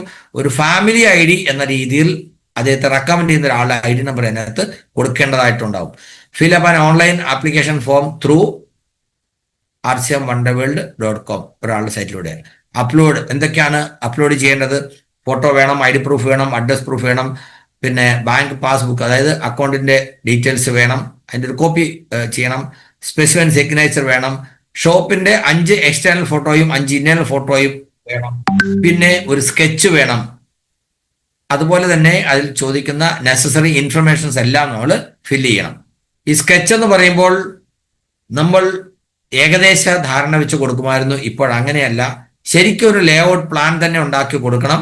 ആ റൂമിന്റെ നീളം, വീതി, അതിനിടയ്ക്ക് പില്ലർ ഉണ്ടെങ്കിൽ ആ പില്ലറിന്റെ സൈസ്. കാരണം ഇപ്പോൾ കമ്പനി തരുന്ന പുതിയ പാറ്റേൺ അനുസരിച്ച് അവരൊരു ലേ ഔട്ട് പ്ലാൻ തരും. ഓരോ സാധനം എവിടെ വെക്കണം, റാക്ക് എങ്ങനെ ആയിരിക്കണം. അപ്പൊ അതുകൊണ്ട് കൃത്യമായിട്ട് അതിന്റെ അളവും കാര്യങ്ങളും നമ്മൾ തയ്യാറാക്കി കൊടുക്കണം. പിന്നെ എവിടെയാണ് അതിന്റെ ഫോം ഉള്ളതെന്നാണ് ഈ സൈറ്റിൽ കാണിച്ചിരിക്കുന്നത്. നിങ്ങൾ RCMന്റെ സൈറ്റിൽ ലോഗിൻ ചെയ്ത് കഴിഞ്ഞാൽ വണ്ടർവേൾഡ് PUC വണ്ടർ കീസോൾ ഔട്ട്ലെറ്റ് എന്നുള്ള ഓപ്ഷൻ കാണും. അതിനകത്ത് ക്ലിക്ക് ചെയ്ത് കഴിഞ്ഞാൽ അതിന്റെ മുകളിൽ പുതിയ ആപ്ലിക്കേഷൻ എന്നുള്ള ഓപ്ഷനിൽ നമുക്ക് ക്ലിക്ക് ചെയ്ത് കഴിഞ്ഞാൽ ഇത് ഫില്ല് ചെയ്യാനുള്ള ഡീറ്റെയിൽസ് വരുന്നുണ്ടാകും. അപ്പോൾ അതിൽ അവസാനം ഞാൻ പറഞ്ഞല്ലോ, പേഴ്സണൽ ഡീറ്റെയിൽസ് കൊടുക്കണം. അതുപോലെ തന്നെ royalty achievement, technical achievement details കൊടുക്കണം. അങ്ങനെ അപേക്ഷ സബ്മിറ്റ് ചെയ്ത് കഴിഞ്ഞാൽ ഈ 2 ലീഡർമാരുടെയും സൈറ്റിൽ വെരിഫൈ ചെയ്യാനുള്ള ഓപ്ഷൻ ഉണ്ടാകും. ആപ്ലിക്കേഷൻ സബ്മിറ്റ് ചെയ്യുമ്പോൾ അവരുടെ രജിസ്റ്റേർഡ് മൊബൈൽ നമ്പറിലേക്ക് ഒരു OTP വരും. അതും കൂടെ കൊടുക്കണം. എന്ന് പറഞ്ഞാൽ അവരറിഞ്ഞാണ് അപേക്ഷ കൊടുത്തിട്ടുള്ളത്, അവരാണ് ഒപ്പിട്ടത് എന്നാണ് അതിനർത്ഥം. ഓക്കെ. കമ്പനി അതിനെ സംബന്ധിച്ച് നമ്മൾ ഇങ്ങനെ അപേക്ഷ കൊടുത്തു കഴിഞ്ഞാൽ കമ്പനിയിൽ നിന്ന് നമുക്ക് ഇൻറ്റിമേഷൻ വരും. അങ്ങനെ ഡിസ്റ്റൻസ് സംബന്ധിച്ച് വേറെ തടസ്സങ്ങളൊന്നും ഇല്ല എങ്കിൽ നമുക്ക് 10,000 രൂപയാണ് അതിൻ്റെ സെക്യൂരിറ്റി ഡെപ്പോസിറ്റ് ആയിട്ട് കൊടുക്കേണ്ടത്. പിന്നെ നമുക്കൊരു ഗ്ലോ സൈൻ ബോർഡ് ഫർണിച്ചറിന്റെ കാറ്റഗറിയിൽ വരുന്നത്. ഇപ്പോൾ ഔട്ട്ലെറ്റുകൾക്ക് കമ്പനി സജസ്റ്റ്, ഞാൻ തുടക്കത്തിൽ പറഞ്ഞ ഒരു 2.5 ലക്ഷം രൂപയോളം വരുന്ന ഇന്റീരിയർ ഫർണിച്ചറും ഡെക്കറേഷൻ കാര്യങ്ങളൊക്കെയാണ് കമ്പനി സജസ്റ്റ് ചെയ്യുന്നത്. അപ്പോൾ നമ്മുടെ ഷോപ്പിന്റെ സ്കെച്ച് അനുസരിച്ച്, സൈസ് അനുസരിച്ച് അവർ സജസ്റ്റ് ചെയ്യുന്നതിൽ നമുക്ക് ആവശ്യമുള്ളത് സ്വീകരിച്ചുകൊണ്ട് കൂടുതൽ വേണമെങ്കിൽ എക്സ്ട്രാ എടുക്കാം. എന്തെങ്കിലും ഒഴിവാക്കേണ്ടതുണ്ടെങ്കിൽ അത് ഒഴിവാക്കാം. പക്ഷേ പൂർണ്ണമായിട്ട് ഒഴിവാക്കിക്കൊണ്ട് നമുക്ക് വേണ്ട എന്നുള്ള രീതിയിൽ പോകാൻ സമ്മതിക്കില്ല. കാരണം കമ്പനിയുടെ ഔട്ട്ലെറ്റ് ആ പാറ്റേൺ ഫോളോ ചെയ്യണം. അതുപോലെ ബ്രാൻഡിങ് എന്ന് പറഞ്ഞാൽ നമ്മുടെ പ്രൊഡക്റ്റുകളെ കുറിച്ച് വരുന്ന ആളുകൾക്ക് ഒരു മതിപ്പുളവാക്കുന്ന തരത്തിലുള്ള ബ്രാൻഡിങ് ബോർഡുകളുണ്ട്. അതൊക്കെ ഡിസ്പ്ലേ ചെയ്യണം എന്നുള്ളതാണ്. അപ്പം ഫർണിച്ചറിന്റെയും അവര് ഒരു കോസ്റ്റ് ഷീറ്റ് നമ്മുടെ PUC അപേക്ഷ കൊടുക്കുന്ന ആള് കൊടുക്കുന്ന ഇമെയിൽ ID ഒരു കോസ്റ്റ് ഷീറ്റ് എന്ന പേരിൽ ഒരു ഡോക്യുമെന്റ് അയച്ചു തരും. എന്ന് പറഞ്ഞാൽ നിങ്ങൾ കൊടുത്തിരിക്കുന്ന ഷോപ്പിൽ ആവശ്യം വരാവുന്ന ഫർണിച്ചറിന്റെ ഏകദേശ കണക്ക് കമ്പനി തരുന്നതാണ്. അതിൽ നിന്ന് നിങ്ങൾക്ക് എന്തെങ്കിലും മാറ്റം വരുത്താനുണ്ടെങ്കിൽ മാറ്റം വരുത്തിക്കൊണ്ട് അതല്ലെങ്കിൽ അപ്രൂവ് ചെയ്തുകൊണ്ട് നിങ്ങൾ അതേ മെയിലിലേക്ക് റിപ്ലൈ കൊടുക്കണം. അതിന് തന്നെ റിപ്ലൈ കൊടുക്കണം. പലപ്പോഴും PUC അപേക്ഷ കൊടുക്കുന്ന ആളുകൾക്ക് ഇമെയിൽ ID ഇല്ലെങ്കിൽ അവർ താൽക്കാലികമായിട്ട് ഇമെയിൽ ID ഉണ്ടാക്കും, അവരത് നോക്കില്ല, അപ്പോൾ ഡിലേ ഉണ്ടാകും. അതുപോലെ റിപ്ലൈ കൊടുക്കുമ്പോൾ എഴുതി കൊടുത്താൽ പോരാ, ആ വരുന്ന എക്സൽ ഫോർമാറ്റിൽ തന്നെ ആവശ്യമുള്ള മാറ്റം വരുത്തി റിപ്ലൈ കൊടുക്കണം. wonderworldcare@rcmworld.com അതിന് മെയിൽ റിപ്ലൈ കൊടുക്കേണ്ടത്. പലപ്പോഴും ആളുകൾ അത് PUC കെയറിലേക്ക് അയക്കും. ഇങ്ങനെയൊക്കെ ചെറിയ ചെറിയ അബദ്ധങ്ങൾ കൊണ്ട് നമുക്ക് ഡിലേ വരാറുണ്ട്. അത് വരാതിരിക്കാനായിട്ട് പ്രത്യേകം ശ്രദ്ധിക്കുക. On receipt of it company will allot a PUC code and password. ഇപ്പോൾ ഈ ചെറിയ ചെറിയ പ്രൊസീജിയറിനൊക്കെ നമുക്ക് ബൈപ്പാസ് ചെയ്തുകൊണ്ട് ടോട്ടൽ എമൗണ്ട് ഫർണിച്ചറിന്റെ നമ്മൾ പർച്ചേസ് ചെയ്യാൻ ഉദ്ദേശിക്കുന്ന എമൗണ്ട് ഒന്നിച്ചടച്ചുകൊണ്ട് നമുക്ക് സ്റ്റാർട്ട് ചെയ്യാം. ഇപ്പോൾ ഇതിൽ പറഞ്ഞിരിക്കുന്ന ഒരു 10-14 ദിവസത്തിനുള്ളിൽ നമുക്ക് പർച്ചേസ് ചെയ്യാനുള്ള സൗകര്യം ഉണ്ടാവും. നിങ്ങൾ പൈസ അടയ്ക്കാൻ പറഞ്ഞ മെസ്സേജ് വരും. ശരിക്കും പുതിയ സിസ്റ്റം വരുന്നതിന് മുമ്പ് 2 ദിവസം കൊണ്ട് തന്നെ ഷോപ്പുകൾ അലോട്ട് ചെയ്ത് കിട്ടിയിരുന്നു. ഇപ്പോൾ നമ്മളൊരു സ്കെച്ച് കൊടുത്ത് അതിനകത്ത് ഒരു ലേഔട്ട് പ്ലാൻ ഉണ്ടാക്കി ഫർണിച്ചറിന്റെ അപ്രൂവൽ കിട്ടി, പിന്നെ FSSAI ഒക്കെ അപ്ലോഡ് ചെയ്ത് പിന്നീട് നമ്മുടെ ഫർണിച്ചറൊക്കെ ഡിപ്പോയിലേക്ക് എത്തി വരുമ്പോൾ ചിലപ്പോൾ ഒരു 2 ആഴ്ച 3 ആഴ്ച, ചിലപ്പോൾ ഒരു മാസം വരെയൊക്കെ സമയമെടുക്കും. അപ്പൊ അതുകൊണ്ട് ഞാൻ പറയുന്നത്, അപേക്ഷ കൊടുക്കുന്ന ഉടൻ തന്നെ നിങ്ങൾ ഉദ്ഘാടനത്തിലുള്ള ഡേറ്റ് ഒക്കെ പ്ലാൻ ചെയ്തിട്ട് ഫർണിച്ചർ വന്നില്ല, അപ്രൂവൽ വന്നില്ല എന്ന് പറഞ്ഞ് പ്രയാസം ഉണ്ടാകാൻ ഇടവരരുത്. അതുകൊണ്ട് അതിന്റെ അലോട്ട്മെന്റും കാര്യങ്ങളും കംപ്ലീറ്റ് ആയതിനു ശേഷം മാത്രമേ ഇനാഗുറേഷൻ സിസ്റ്റം നമ്മൾ ഡേറ്റും കാര്യങ്ങളൊക്കെ നമ്മൾ പ്ലാൻ ചെയ്യാൻ പാടുള്ളൂ. ഇത് ശരിക്കും നമ്മളെല്ലാവരും മനസ്സിലാക്കേണ്ടതാണ്. നമ്മൾ ഏകദേശം 100ഓളം ആളുകൾ മടുത്ത് പിരിഞ്ഞു പോയി കഴിഞ്ഞു. യഥാർത്ഥത്തിൽ ബെനിഫിറ്റ്സ് എന്താണെന്ന് നമ്മൾ മനസ്സിലാക്കുമ്പോഴാണ് ട്രഡീഷണൽ മാർക്കറ്റിങ്ങിൽ ആളുകൾക്ക് കിട്ടുന്നതും ആർസിഎമ്മിന്റെ ഔട്ട്ലെറ്റ് നടത്തുന്ന ആൾക്ക് കിട്ടുന്ന വ്യത്യാസം മനസ്സിലാകുന്നത്. ഞാൻ പറയുന്നത്, എന്തെങ്കിലും ഒരു ബിസിനസ് ചെയ്യാൻ ഇന്ന് ഈ കാലഘട്ടത്തിൽ ആരെങ്കിലും ആഗ്രഹിക്കുന്നുണ്ടെങ്കിൽ, എവിടെയെങ്കിലും പണം ഇൻവെസ്റ്റ് ചെയ്തൊരു ബിസിനസ് ചെയ്യണമെന്ന് ആഗ്രഹിക്കുന്നുണ്ടെങ്കിൽ, ഇതിനേക്കാൾ മെച്ചപ്പെട്ട ഒരു അവസരം ഇല്ല എന്നുള്ളത് 100% ഞാൻ തെളിയിച്ചു തരാം. അത്രയ്ക്കും ഷുവർ ഷോട്ടായിട്ട് എനിക്ക് പറയാൻ കഴിയും. ഇത് നമ്മൾ അറിയണം. നമ്മുടെ ഷോപ്പ് ഔട്ട്ലെറ്റ് നടത്തിക്കൊണ്ടിരിക്കുന്ന പല ഷോപ്പ് ഓണേഴ്സും സ്റ്റാഫും ഈ കണക്കുകളൊന്നും മനസ്സിലാക്കിയിട്ടില്ല. എന്നാലും അവർ ചെയ്യുന്നുണ്ട്. മനസ്സിലാക്കിയ ആളുകൾ, ഇതിന്റെ സാധ്യത മനസ്സിലാക്കിയ ആളുകൾ ഒരു പരിധിയില്ലാതെ എത്ര വേണമെങ്കിലും പണം ഇതിൽ ഇൻവെസ്റ്റ് ചെയ്യാൻ തയ്യാറാണ്. അങ്ങനെ ചെയ്യുന്നുണ്ട്. കേരളത്തിന്റെ ഒരു സാഹചര്യം വെച്ച് നോക്കിയാൽ 5 ലക്ഷത്തിൽ കൂടുതൽ സ്റ്റോക്ക് വെച്ചുകൊണ്ട് ഒരു ഔട്ട്ലെറ്റ് കേരളത്തിൽ എവിടെ നടത്തിയാലും അത് ലാഭകരമായിരിക്കും എന്നുള്ളത് ഗ്യാരണ്ടിയാണ്. അത്രയ്ക്കും ഡിമാൻഡ് കേരളത്തിൽ നിന്ന് ആർസിഎമ്മിനുണ്ട്. സോ പണ്ട് എങ്ങനെയായിരുന്നു, ഇപ്പോഴെങ്ങനെയായിരുന്നു, ഇത് മനസ്സിലാകുമ്പോഴാണ് യഥാർത്ഥത്തിൽ ഞാൻ മുമ്പേ പറഞ്ഞ കാര്യം, കമ്പനി ചെലവിൽ നമ്മുടെ നെറ്റ്വർക്ക് ഡെവലപ്പ് ചെയ്യാനും ഒരു ടീം ക്രിയേറ്റ് ചെയ്യാനുള്ള ഓപ്പർച്യൂണിറ്റിയാണ് ഒരു ഔട്ട്ലെറ്റ് ഓണർക്ക് കിട്ടുന്നത് എന്ന് മനസ്സിലാകുന്നത്. 2007 മുമ്പ് ഞാൻ പറഞ്ഞു, ജോയിനിങ് കിറ്റിന് 5%, റീപർച്ചേസ് പ്രൊഡക്റ്റുകൾക്ക് 6%. കാരണം ജോയിൻ ചെയ്യണമെങ്കിൽ കിറ്റ് വാങ്ങണം, കമ്പൽസറി ആണല്ലോ. അതുകൊണ്ട് അതിന് 1% കുറവാണ്. എന്നാൽ റീപർച്ചേസ്, മറ്റു ഉൽപ്പന്നങ്ങൾ ആളുകൾ വാങ്ങിച്ചാലേ ബിസിനസ് വളരും. അതുകൊണ്ട് അതിനെ പ്രൊമോട്ട് ചെയ്യാൻ വേണ്ടി 1% എക്സ്ട്രാ കൊടുത്തിരുന്നു. പിന്നീട് 2007 അത് രണ്ടും 6% പിന്നീട് അത് 7% അതിനുശേഷം 2009 ആട്ടയ്ക്കും ഓയിലിനും, കാരണം അതിന് വെയിറ്റ് കൂടുതലുള്ള ട്രാൻസ്പോർട്ടേഷൻ ഒക്കെ കൂടുതൽ എക്സ്പെൻസ് ഒക്കെ വരുന്നുണ്ട്, അതിന്റെ കമ്മീഷൻ അങ്ങനെ തന്നെ നിർത്തിക്കൊണ്ട് FMCG ഉൽപ്പന്നങ്ങൾക്ക് 8% വർദ്ധിപ്പിച്ചു. അതുകൊണ്ട് തീർന്നില്ല കേട്ടോ. അന്നത്തെ ഒരു ചെറിയൊരു കണക്ക് പറയാം. 2007 ഇതില് ചെറിയ മാറ്റമൊക്കെ ഉണ്ടായിരിക്കാം, കാൽക്കുലേഷൻ എന്തെങ്കിലും പെശം ഉണ്ടെങ്കിൽ നിങ്ങൾ തിരുത്തിക്കൊള്ളുക. അന്ന് RCM പ്രീമിയം ടീ എന്നാണ് പറയുക. ആ പ്രീമിയം ടീക്ക് 1/2 കിലോയ്ക്ക് 65 രൂപയായിരുന്നു. അന്ന് അതിന് കിട്ടിയിരുന്ന POC ബെനിഫിറ്റ് എത്രയാണ്? 4 രൂപ 55 പൈസയാണ്. ഇന്നോ എലൈറ്റ് ടീയുടെ ഇത് ഉണ്ടാക്കുന്ന സമയത്തുള്ള DP റേറ്റ് 236. ഇപ്പോഴത്തെ GST ഒക്കെ കുറഞ്ഞപ്പോൾ ചെറിയ വ്യത്യാസം വന്നിട്ടുണ്ടാകും. 1/2 കിലോ ചായപ്പൊടി വിറ്റ് കഴിഞ്ഞാൽ ഒരു POC കാരന് കിട്ടുന്ന ബെനിഫിറ്റ് 8% കണക്കിലാണെങ്കിൽ 18.88 രൂപ എന്ന് പറഞ്ഞാൽ 19 രൂപ കിട്ടും. അതുകൊണ്ട് തീർന്നില്ല, എക്സ്ട്രാ ഇൻസെന്റീവ് കിട്ടാനുള്ള അവസരമുണ്ട്. 1.5% വരെ ഇൻസെന്റീവ് കിട്ടുന്ന ഷോപ്പുകൾ കേരളത്തിൽ ഒരു 100-300 ഷോപ്പുകളുണ്ട്. എത്ര പേർക്കറിയാം? 5 ലക്ഷത്തിൽ 4 ലക്ഷത്തിൽ കൂടുതൽ മന്ത്ലി ടേൺ ഓവർ ചെയ്യുന്ന അത്രയധികം ഷോപ്പുകളുണ്ട്. അവർക്കൊക്കെ കിട്ടുന്നത് 1.5% കൂടെ കൂടുതലായിരിക്കും. Sales benefit increase without increase in the customer base എന്ന് പറഞ്ഞാൽ അത്രയും ആളുകൾ തന്നെ ഉള്ളെങ്കിലും POC കമ്മീഷൻ വർദ്ധിച്ചുകൊണ്ട് റേറ്റ് കൂടുന്നതനുസരിച്ചുള്ള വർധനം അനുസരിച്ച് ഷോപ്പുകൾക്ക് ബെനിഫിറ്റ് കൂടുതൽ കിട്ടുന്നു. PV increase from 32 to 116. അന്ന് 33 ആയിരുന്നു PV, 116 ചായപ്പൊടിക്ക് വർദ്ധിച്ചു. Royalty condition remain same then and now. അന്ന് 3 ലക്ഷം PV ഉണ്ടെങ്കിൽ പവറിൽ 3 ലക്ഷവും സെക്കൻഡ് സൈഡിൽ 1,15,000 ഉണ്ടെങ്കിൽ റോയൽറ്റി ആക്കും. ഇന്നും അതേ നിബന്ധനയാണ്. എന്ന് പറഞ്ഞാൽ അന്ന് എത്ര ചായപ്പൊടി വേണമായിരുന്നുവോ അതിന്റെ 1/3 ചായപ്പൊടി മതി ഇന്ന് ഒരാൾക്ക് റോയൽറ്റിയിലേക്ക് വരാൻ. Product boosted from 30 to 400 daily usable products. അന്ന് 10, 20, 30 പ്രൊഡക്റ്റുകളേ ഉള്ളൂ. ഇന്ന് ഗുഡ് മോർണിംഗ്, ഗുഡ് നൈറ്റ് എല്ലാ പ്രൊഡക്റ്റും ഉണ്ട്. 400 പ്രൊഡക്റ്റ് എന്ന് പറയുന്നത് ശരിയാണോ? അത്രയധികം ഉൽപ്പന്നങ്ങളുണ്ട്. അല്പം മുമ്പ് നേഹമാടത്തിന്റെ ഒരു കീസോൾ സെഷൻ ഉണ്ടായിരുന്നു. കീസോൾ തുടങ്ങിയപ്പോൾ ഒരു സാനിറ്ററി പാഡും അങ്ങനെയുള്ള ഒന്നിട്ട് പ്രൊഡക്റ്റുമായിട്ട് തുടങ്ങിയതാണ്. ഇന്ന് എത്ര പ്രൊഡക്റ്റാണ്? KSOകളിൽ തന്നെ വലിയ ടേൺ ഓവർ ചെയ്യാൻ പറ്റുന്ന ഇതിൽ ഇഷ്ടം പോലെ പ്രൊഡക്റ്റുകളായി. ഓരോ പ്രൊഡക്റ്റും സെഗ്മെന്റിനെ കുറിച്ചും പരിചയപ്പെടണം. ഷോപ്പുകൾ കൊണ്ടാകുന്നത് സ്റ്റിൽ വീല ഇത്രയൊക്കെ ഉണ്ടായിട്ടും പല ഷോപ്പുകൾക്കും എന്താണ് പറയാ, ലാഭകരമായി പ്രവർത്തിക്കാൻ കഴിയുന്നില്ല. എന്താ കാരണം? തുടങ്ങുമ്പോൾ 5 ലക്ഷത്തിന്റെ സ്റ്റോക്ക് എടുക്കും, പിന്നീട് പതുക്കെ പതുക്കെ നമുക്ക് ആവശ്യമുള്ളൊക്കെ പൈസ അതിന് വലിക്കും.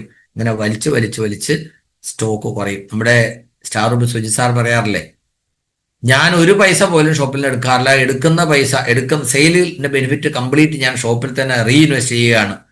ചെറിയ ഒരു ഔട്ട്ലെറ്റ് ആയിട്ട് മാവൂർ റോഡ് തുടങ്ങിയെടുത്ത് ഇന്ന് കോഴിക്കോട് സിറ്റിയിലെ നഗര ഹൃദയ ഭാഗത്ത് 10-30 ലക്ഷത്തിന്റെ സ്റ്റോക്കും അത്രയും വലിയൊരു ഔട്ട്ലെറ്റ് ആയിട്ട് നല്ല ടേൺ ഓവറുമായിട്ട് മെയിൻറ്റെയിൻ ചെയ്യാൻ കഴിയുന്നത് ആ ക്യാപിറ്റൽ വീണ്ടും വീണ്ടും അതിനകത്ത് തന്നെ റീഇൻവെസ്റ്റ് ചെയ്യുന്നതുകൊണ്ടാണ്. അങ്ങനെ ചെയ്യുന്ന ധാരാളം ഔട്ട്ലെറ്റുകളുണ്ട്.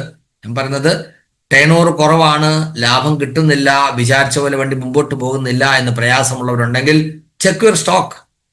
നമ്മുടെ ഷോപ്പിൽ വരുന്ന ആൾക്ക് വേണ്ടി എല്ലാ സാധനവും കൊടുക്കാൻ പറ്റുന്ന രീതിയിൽ നമ്മുടെ കയ്യിൽ സ്റ്റോക്ക് ഉണ്ടായിരിക്കണം. അതാണ് വളരെ പ്രധാനപ്പെട്ടത്. ഡിസ്കൗണ്ട് ഫ്രം ഡിപ്പോ 2014 മുതൽ ആട്ടയ്ക്ക് 7%, FMCGക്ക് 8%. ഇതാണ് PUC കമ്മീഷനായിട്ട് നമ്മൾ പറയുന്നത്. PUC കമ്മീഷൻ എത്ര കിട്ടും? പല ആളും ചോദിക്കും, സാറേ ഞാൻ ഷോപ്പ് തുടങ്ങിയിട്ട് 3 മാസമായി, എനിക്ക് കമ്മീഷനൊന്നും വന്നില്ലല്ലോ. നിങ്ങൾക്ക് കമ്മീഷൻ വന്നില്ല? ഇല്ല സാറേ, 8% കമ്മീഷൻ കിട്ടുമെന്നാണ് പറഞ്ഞത്, എനിക്ക് ഒരു പൈസ പോലും ഇതുവരെ വന്നിട്ടില്ല. ഞാൻ ഒരു മാസം കഴിഞ്ഞ് ഓരോ ദിവസം പോയി ഞാൻ നോക്കും, ഞാൻ പൈസ അടയ്ക്കുന്നു, സാധനം വാങ്ങിക്കുന്നു, 8% കമ്മീഷൻ കിട്ടുമെന്ന് പറഞ്ഞല്ലേ, ഏത് അക്കൗണ്ടിലേക്കാ കമ്മീഷൻ വരിക? സത്യത്തിൽ ഇത് പറഞ്ഞു കൊടുത്തിട്ടില്ല അദ്ദേഹത്തിന്.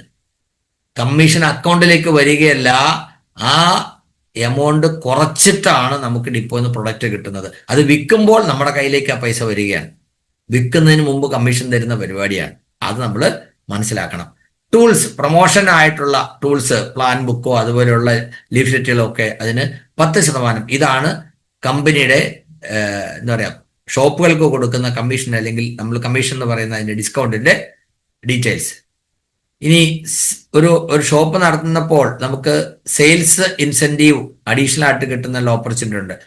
April to September and October to March half yearly കണക്കാക്കുമ്പോൾ സെയിൽസ് 12 ലക്ഷത്തിൽ കൂടുതൽ വന്നാൽ 1% എക്സ്ട്രാ ഇൻസെന്റീവ് കിട്ടും.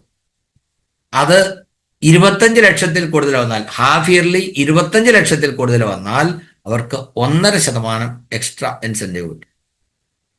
അപ്പോ 6 മാസം എന്നുള്ളത് നമ്മൾ തുടങ്ങിയതിന് ശേഷം 6 മാസം ഇല്ല, 3-4 മാസമാണെങ്കിൽ ആനുപാതികമായി നമ്മുടെ സെയിൽ അനുസരിച്ച് നമുക്ക് 3 മാസമാണ് 2 മാസമാണെങ്കിലും ഒക്കെ നമുക്ക് ഇൻസെന്റീവ് കിട്ടാൻ അർഹതയുണ്ടാവും.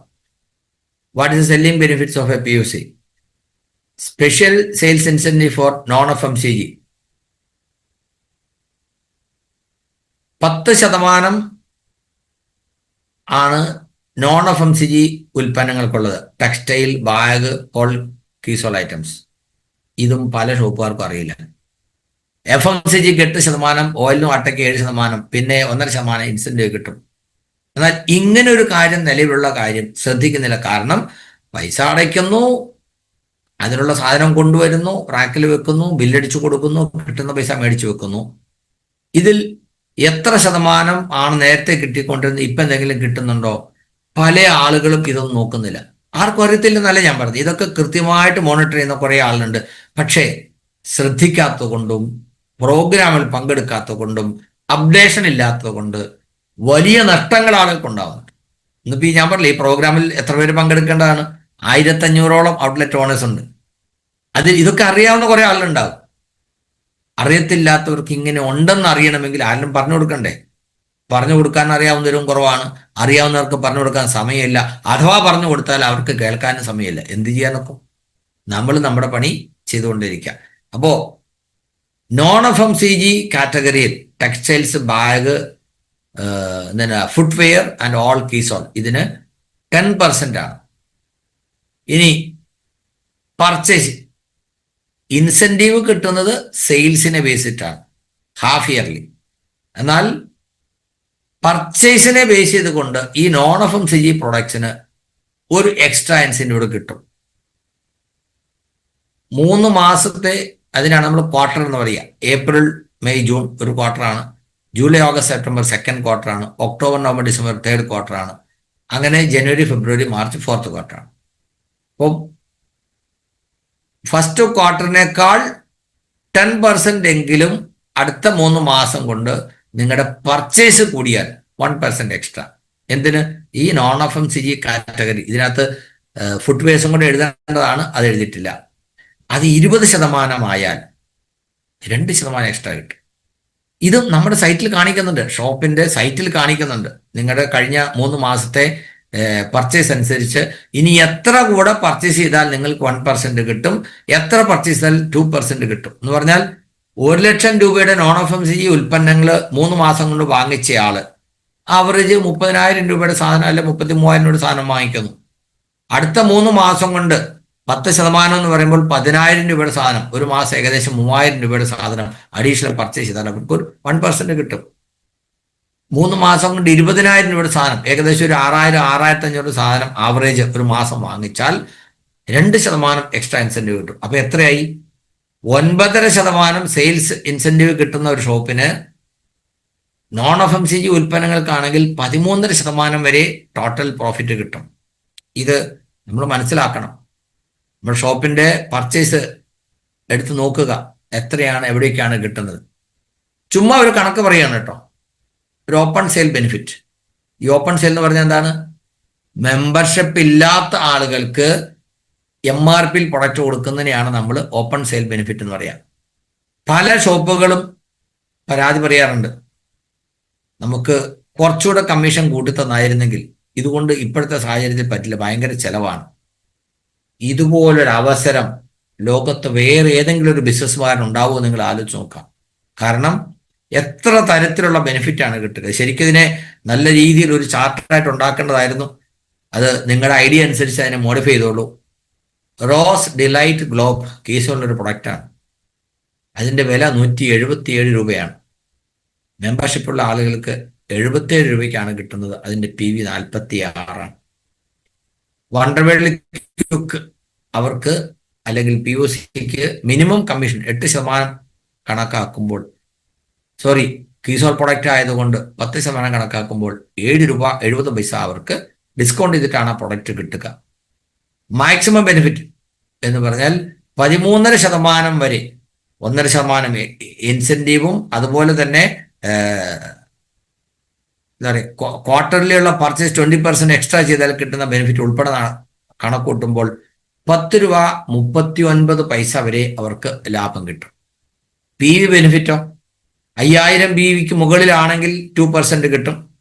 അത് 22% വരെ കിട്ടാനുള്ള അർഹതയുണ്ട്. ഇനി കൺസിസ്റ്റൻസി ബെനിഫിറ്റ് ഞാൻ ഇതിനകത്ത് കൂട്ടിയിട്ടില്ല. റോയൽറ്റി ടെക്നിക്കൽ ബെനിഫിറ്റ് ഇതിൽ കണക്കാക്കിയിട്ടില്ല. ഒരു ഷോപ്പ് നടത്തുന്നയാൾ മിയർലി സെയിൽ ചെയ്താൽ, ഒരു പ്രൊഡക്റ്റ് MRPയിൽ സെയിൽ ചെയ്ത് കഴിഞ്ഞാൽ അവർക്ക് 108 രൂപ കിട്ടുന്നു. 108 രൂപ എന്ന് പറയുമ്പോൾ നിങ്ങൾ ആലോചിച്ച് നോക്കുക, വാങ്ങിക്കുന്ന എത്ര രൂപയ്ക്കാണ്? 77 രൂപ വിലയുള്ള സാധനം മിനിമം ബെനിഫിറ്റ് 7.7, 7 രൂപ 70 പൈസ കുറച്ച് ആണ് നമുക്ക് കിട്ടുന്നത്. എന്ന് പറഞ്ഞാൽ 69 രൂപ 30 പൈസയ്ക്ക് കിട്ടുന്ന സാധനം വിറ്റ് കഴിയുമ്പോൾ 108 രൂപ ലാഭം കിട്ടുന്നുണ്ടെങ്കിൽ, മാക്സിമം ലാഭം 120 രൂപ കിട്ടുന്നുണ്ടെങ്കിൽ എത്ര പെർസെന്റാന്ന് കണക്കൂട്ട് നോക്കി. ഇത്രയും ലാഭം കിട്ടാവുന്ന ഏതെങ്കിലും ഒരു ബിസിനസ് എവിടെയെങ്കിലും ഉണ്ടോ? ഇതുണ്ടായിട്ട് ഇത് പ്രയോജനപ്പെടുത്താതെ അസോസിയേറ്റ് ബേസ് വരുമ്പോൾ അവർക്ക് 77 രൂപയ്ക്ക് കൊടുക്കാൻ വേണ്ടി മാത്രം കാത്തിരിക്കുന്ന ബഹുഭൂരിപക്ഷം ഷോപ്പ് ഓണേഴ്സിനോട് എനിക്ക് പറയാനുള്ളത്, ഓപ്പൺ സെയിലിനുള്ള ഓപ്പർച്യൂണിറ്റി നിങ്ങൾ പ്രയോജനപ്പെടുത്തണം. നമ്മുടെ ഷോപ്പിന്റെ പരിസരത്ത് കൂടെ നടന്നു പോകുന്ന ആളുകളെ വിളിച്ചു വരുത്തി പ്രൊഡക്റ്റ് പരിചയപ്പെടുത്തി കൊടുക്കുന്ന ഒരു ശീലം നമുക്കുണ്ടാകണം. മറ്റൊരു പ്രൊഡക്റ്റോട് പറഞ്ഞ് ഒന്ന് കമ്പയർ ചെയ്യാം, ഗുഡ്സിപ്പ്. കാരണം പാനീയങ്ങൾ ഇന്ത്യക്കാരുടെ ശീലമാണ്. കാലത്ത് മുതൽ രാത്രി കിടക്കുന്നത് വരെ പലതരത്തിലുള്ള പാനീയങ്ങൾ ഉപയോഗിക്കുന്ന ആളാണ്. എല്ലാ പാനീയത്തിനെയും റിപ്ലേസ് ചെയ്തുകൊണ്ട് ഏറ്റവും ആരോഗ്യദായകമായ, ഏറ്റവും ടേസ്റ്റി ആയിട്ടുള്ള, ഏറ്റവും ന്യായവിലയ്ക്ക് കിട്ടുന്ന, നമ്മുടെ നാടിന്റെ തനിമ വിളിച്ചോതുന്ന ഈ ഒരു പ്രൊഡക്റ്റ് സത്യത്തിൽ പ്രൊമോട്ട് ചെയ്യുന്ന കാര്യത്തിൽ നമ്മൾ അസോസിയേറ്റ് ബയ്യേഴ്സ് ഫാമിലിയും ഷോപ്പുകാരും പരാജയപ്പെട്ടിരിക്കുന്നത് ഞാൻ പറയുള്ളൂ. കാരണം ഇത്രയും നല്ലൊരു പ്രൊഡക്റ്റ് ഉണ്ടായിട്ട് എന്തുകൊണ്ട് ഞാൻ പറഞ്ഞത് കമ്പനിയിൽ നിന്ന് ലോഡ് കണക്കിന് ഗുഡ്സ് ഇപ്പം നമ്മുടെ കേരളത്തിലേക്ക് വരണം. എല്ലാവരെയും വിളിച്ച് കാണിച്ചു കൊടുക്കൂ. ഓരോ ഷോപ്പ് ഓണേഴ്സും ഞാൻ പറയുന്നത് 2 ഫ്ലാസ്ക് വാങ്ങിച്ച് രാവിലെ ഷോപ്പിൽ നിന്ന് പോകുമ്പോൾ ഒരു ഫ്ലാസ്കിനകത്ത് തണുത്ത വെള്ളത്തിലും ഒരു ഫ്ലാസ്കിനകത്ത് ചൂട് വെള്ളത്തിൽ നല്ല തിളച്ച ഇതിനകത്തും തയ്യാറാക്കിയ ഗുഡ്സ് ഇപ്പ് കൊണ്ടുപോകണം. ഒരു 30 ml കപ്പ് കൊണ്ടുപോകണം.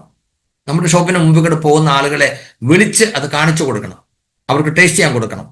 എന്നിട്ട് ഇതിനകത്ത് എന്തൊക്കെ ഇൻഗ്രീഡിയൻസ് ഉണ്ടെന്നുള്ളതിന്റെ ഒരു പ്രിന്റ് ഔട്ട്, ആ പടം അങ്ങനെ തന്നെ നമ്മൾ വളരെ മനോഹരമായിട്ട് നമ്മുടെ എന്താണ് പറയാ മുബാരക് സാറ് ഉണ്ടാക്കി തന്നിട്ടുള്ള പ്രിന്റ് ഔട്ട് ഉണ്ട്, അല്ലെങ്കിൽ പല ആളുകൾ ഉണ്ടാക്കി വെച്ചിട്ടുണ്ട്. അതൊരെണ്ണം ഷോപ്പിലുണ്ടാവണം. അതിൽ പോകുന്ന ആളുകളെ വിളിച്ച് കാണിച്ചു കൊടുക്കണം, അല്പം ടേസ്റ്റ് ചെയ്യാൻ കൊടുക്കണം. എന്നിട്ട് പറയണം അതിനകത്ത് എന്തൊക്കെയുണ്ട്. ഞാനിപ്പോൾ ചോദിച്ചു കഴിഞ്ഞാൽ അത് പറയാൻ പറ്റുന്ന ആളുകൾ കുറച്ച് പേരുണ്ടാവും, പക്ഷേ ബഹുഭൂരിപക്ഷം ആളുകൾക്ക് അത് അറിയില്ല. കുടിച്ചിട്ടുണ്ട് സാറേ, നല്ല ടേസ്റ്റാന്ന് പറയും. എങ്ങനെയാണ് ഉപയോഗിക്കുന്നത്? പച്ചവെള്ളത്തിൽ, നല്ല തണുത്ത വെള്ളത്തിൽ ഉപയോഗിക്കാം, വേണമെങ്കിൽ സോഡ ചേർത്ത് ഉപയോഗിക്കാം, ചൂടുവെള്ളത്തിൽ ചായയോ കാപ്പിയോ ഒക്കെ ഉപയോഗിക്കുന്നതിന് പകരമായിട്ട് ഉപയോഗിക്കാം, തൈരിനകത്ത് ചേർത്ത് ലസ്സിയായിട്ട് ഉപയോഗിക്കാം, നമ്മൾ പച്ചക്കറികളോ സലാഡ് കഴിക്കുമ്പോൾ അതിനകത്ത് സ്പ്രിങ്കിൾ ചെയ്യാം, അതുപോലെ ഫ്രൂട്ട്സ് കഴിക്കുകയാണെങ്കിൽ അതിനകത്ത് സ്പ്രിങ്കിൾ ചെയ്ത് ഉപയോഗിക്കാം. ഇതെങ്ങനെ ഉപയോഗിച്ചാലും ഈ ഔഷധങ്ങളുടെ ബെനിഫിറ്റ് നമുക്കുണ്ടാവും.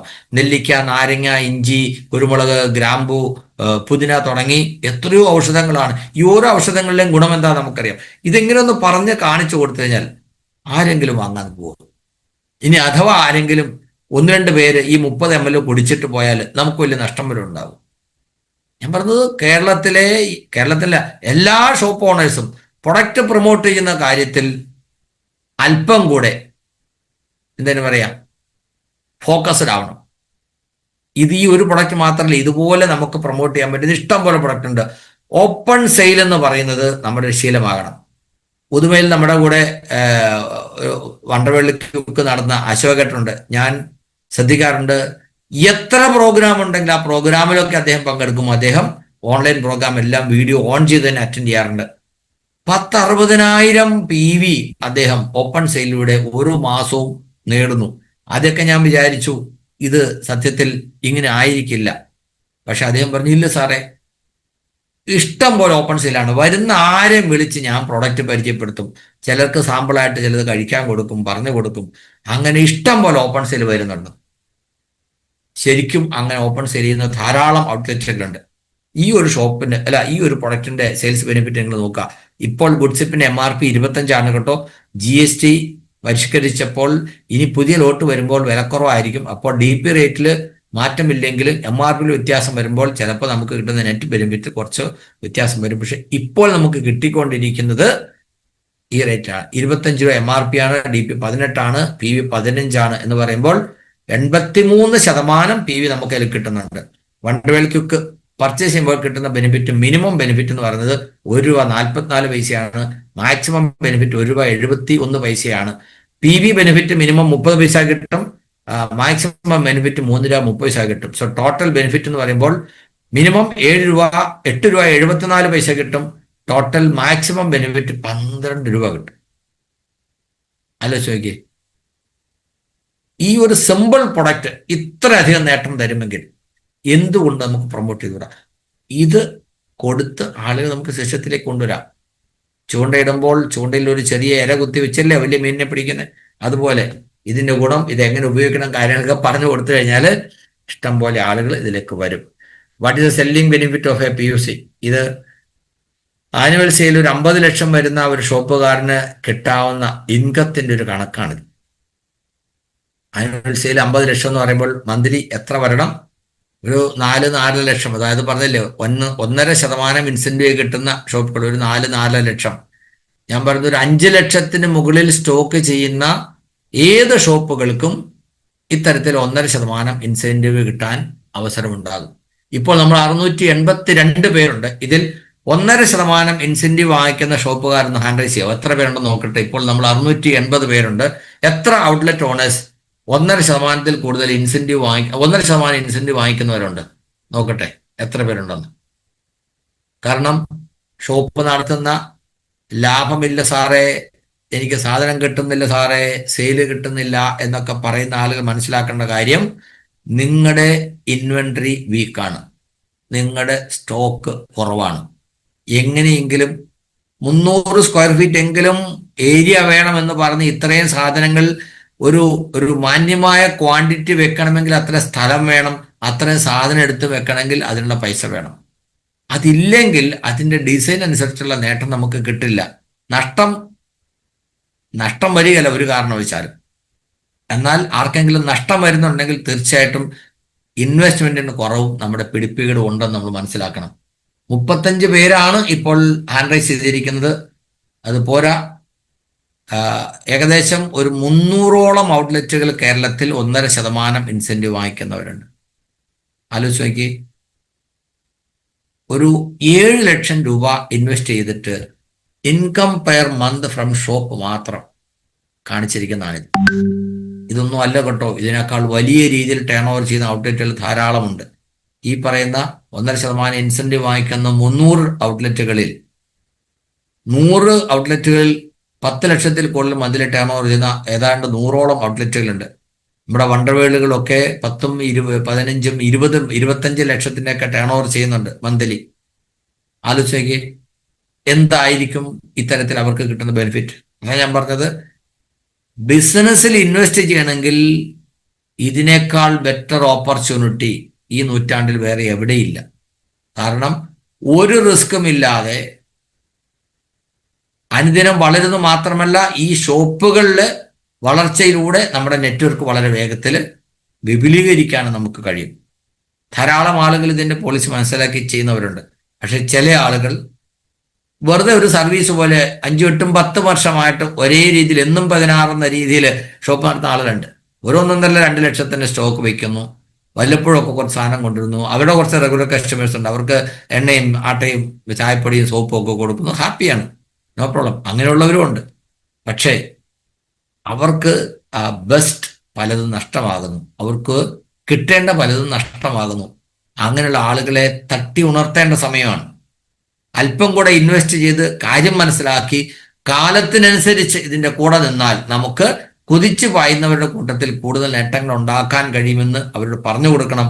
ആര് മുഖാന്തരമാണ് അവർ ഷോപ്പിലേക്ക് വന്നിട്ടുള്ള സിസ്റ്റത്തിലേക്ക് വന്നിട്ടുള്ളത്, അവരുടെ പ്രധാനപ്പെട്ട ഉത്തരവാദിത്വമാണ്.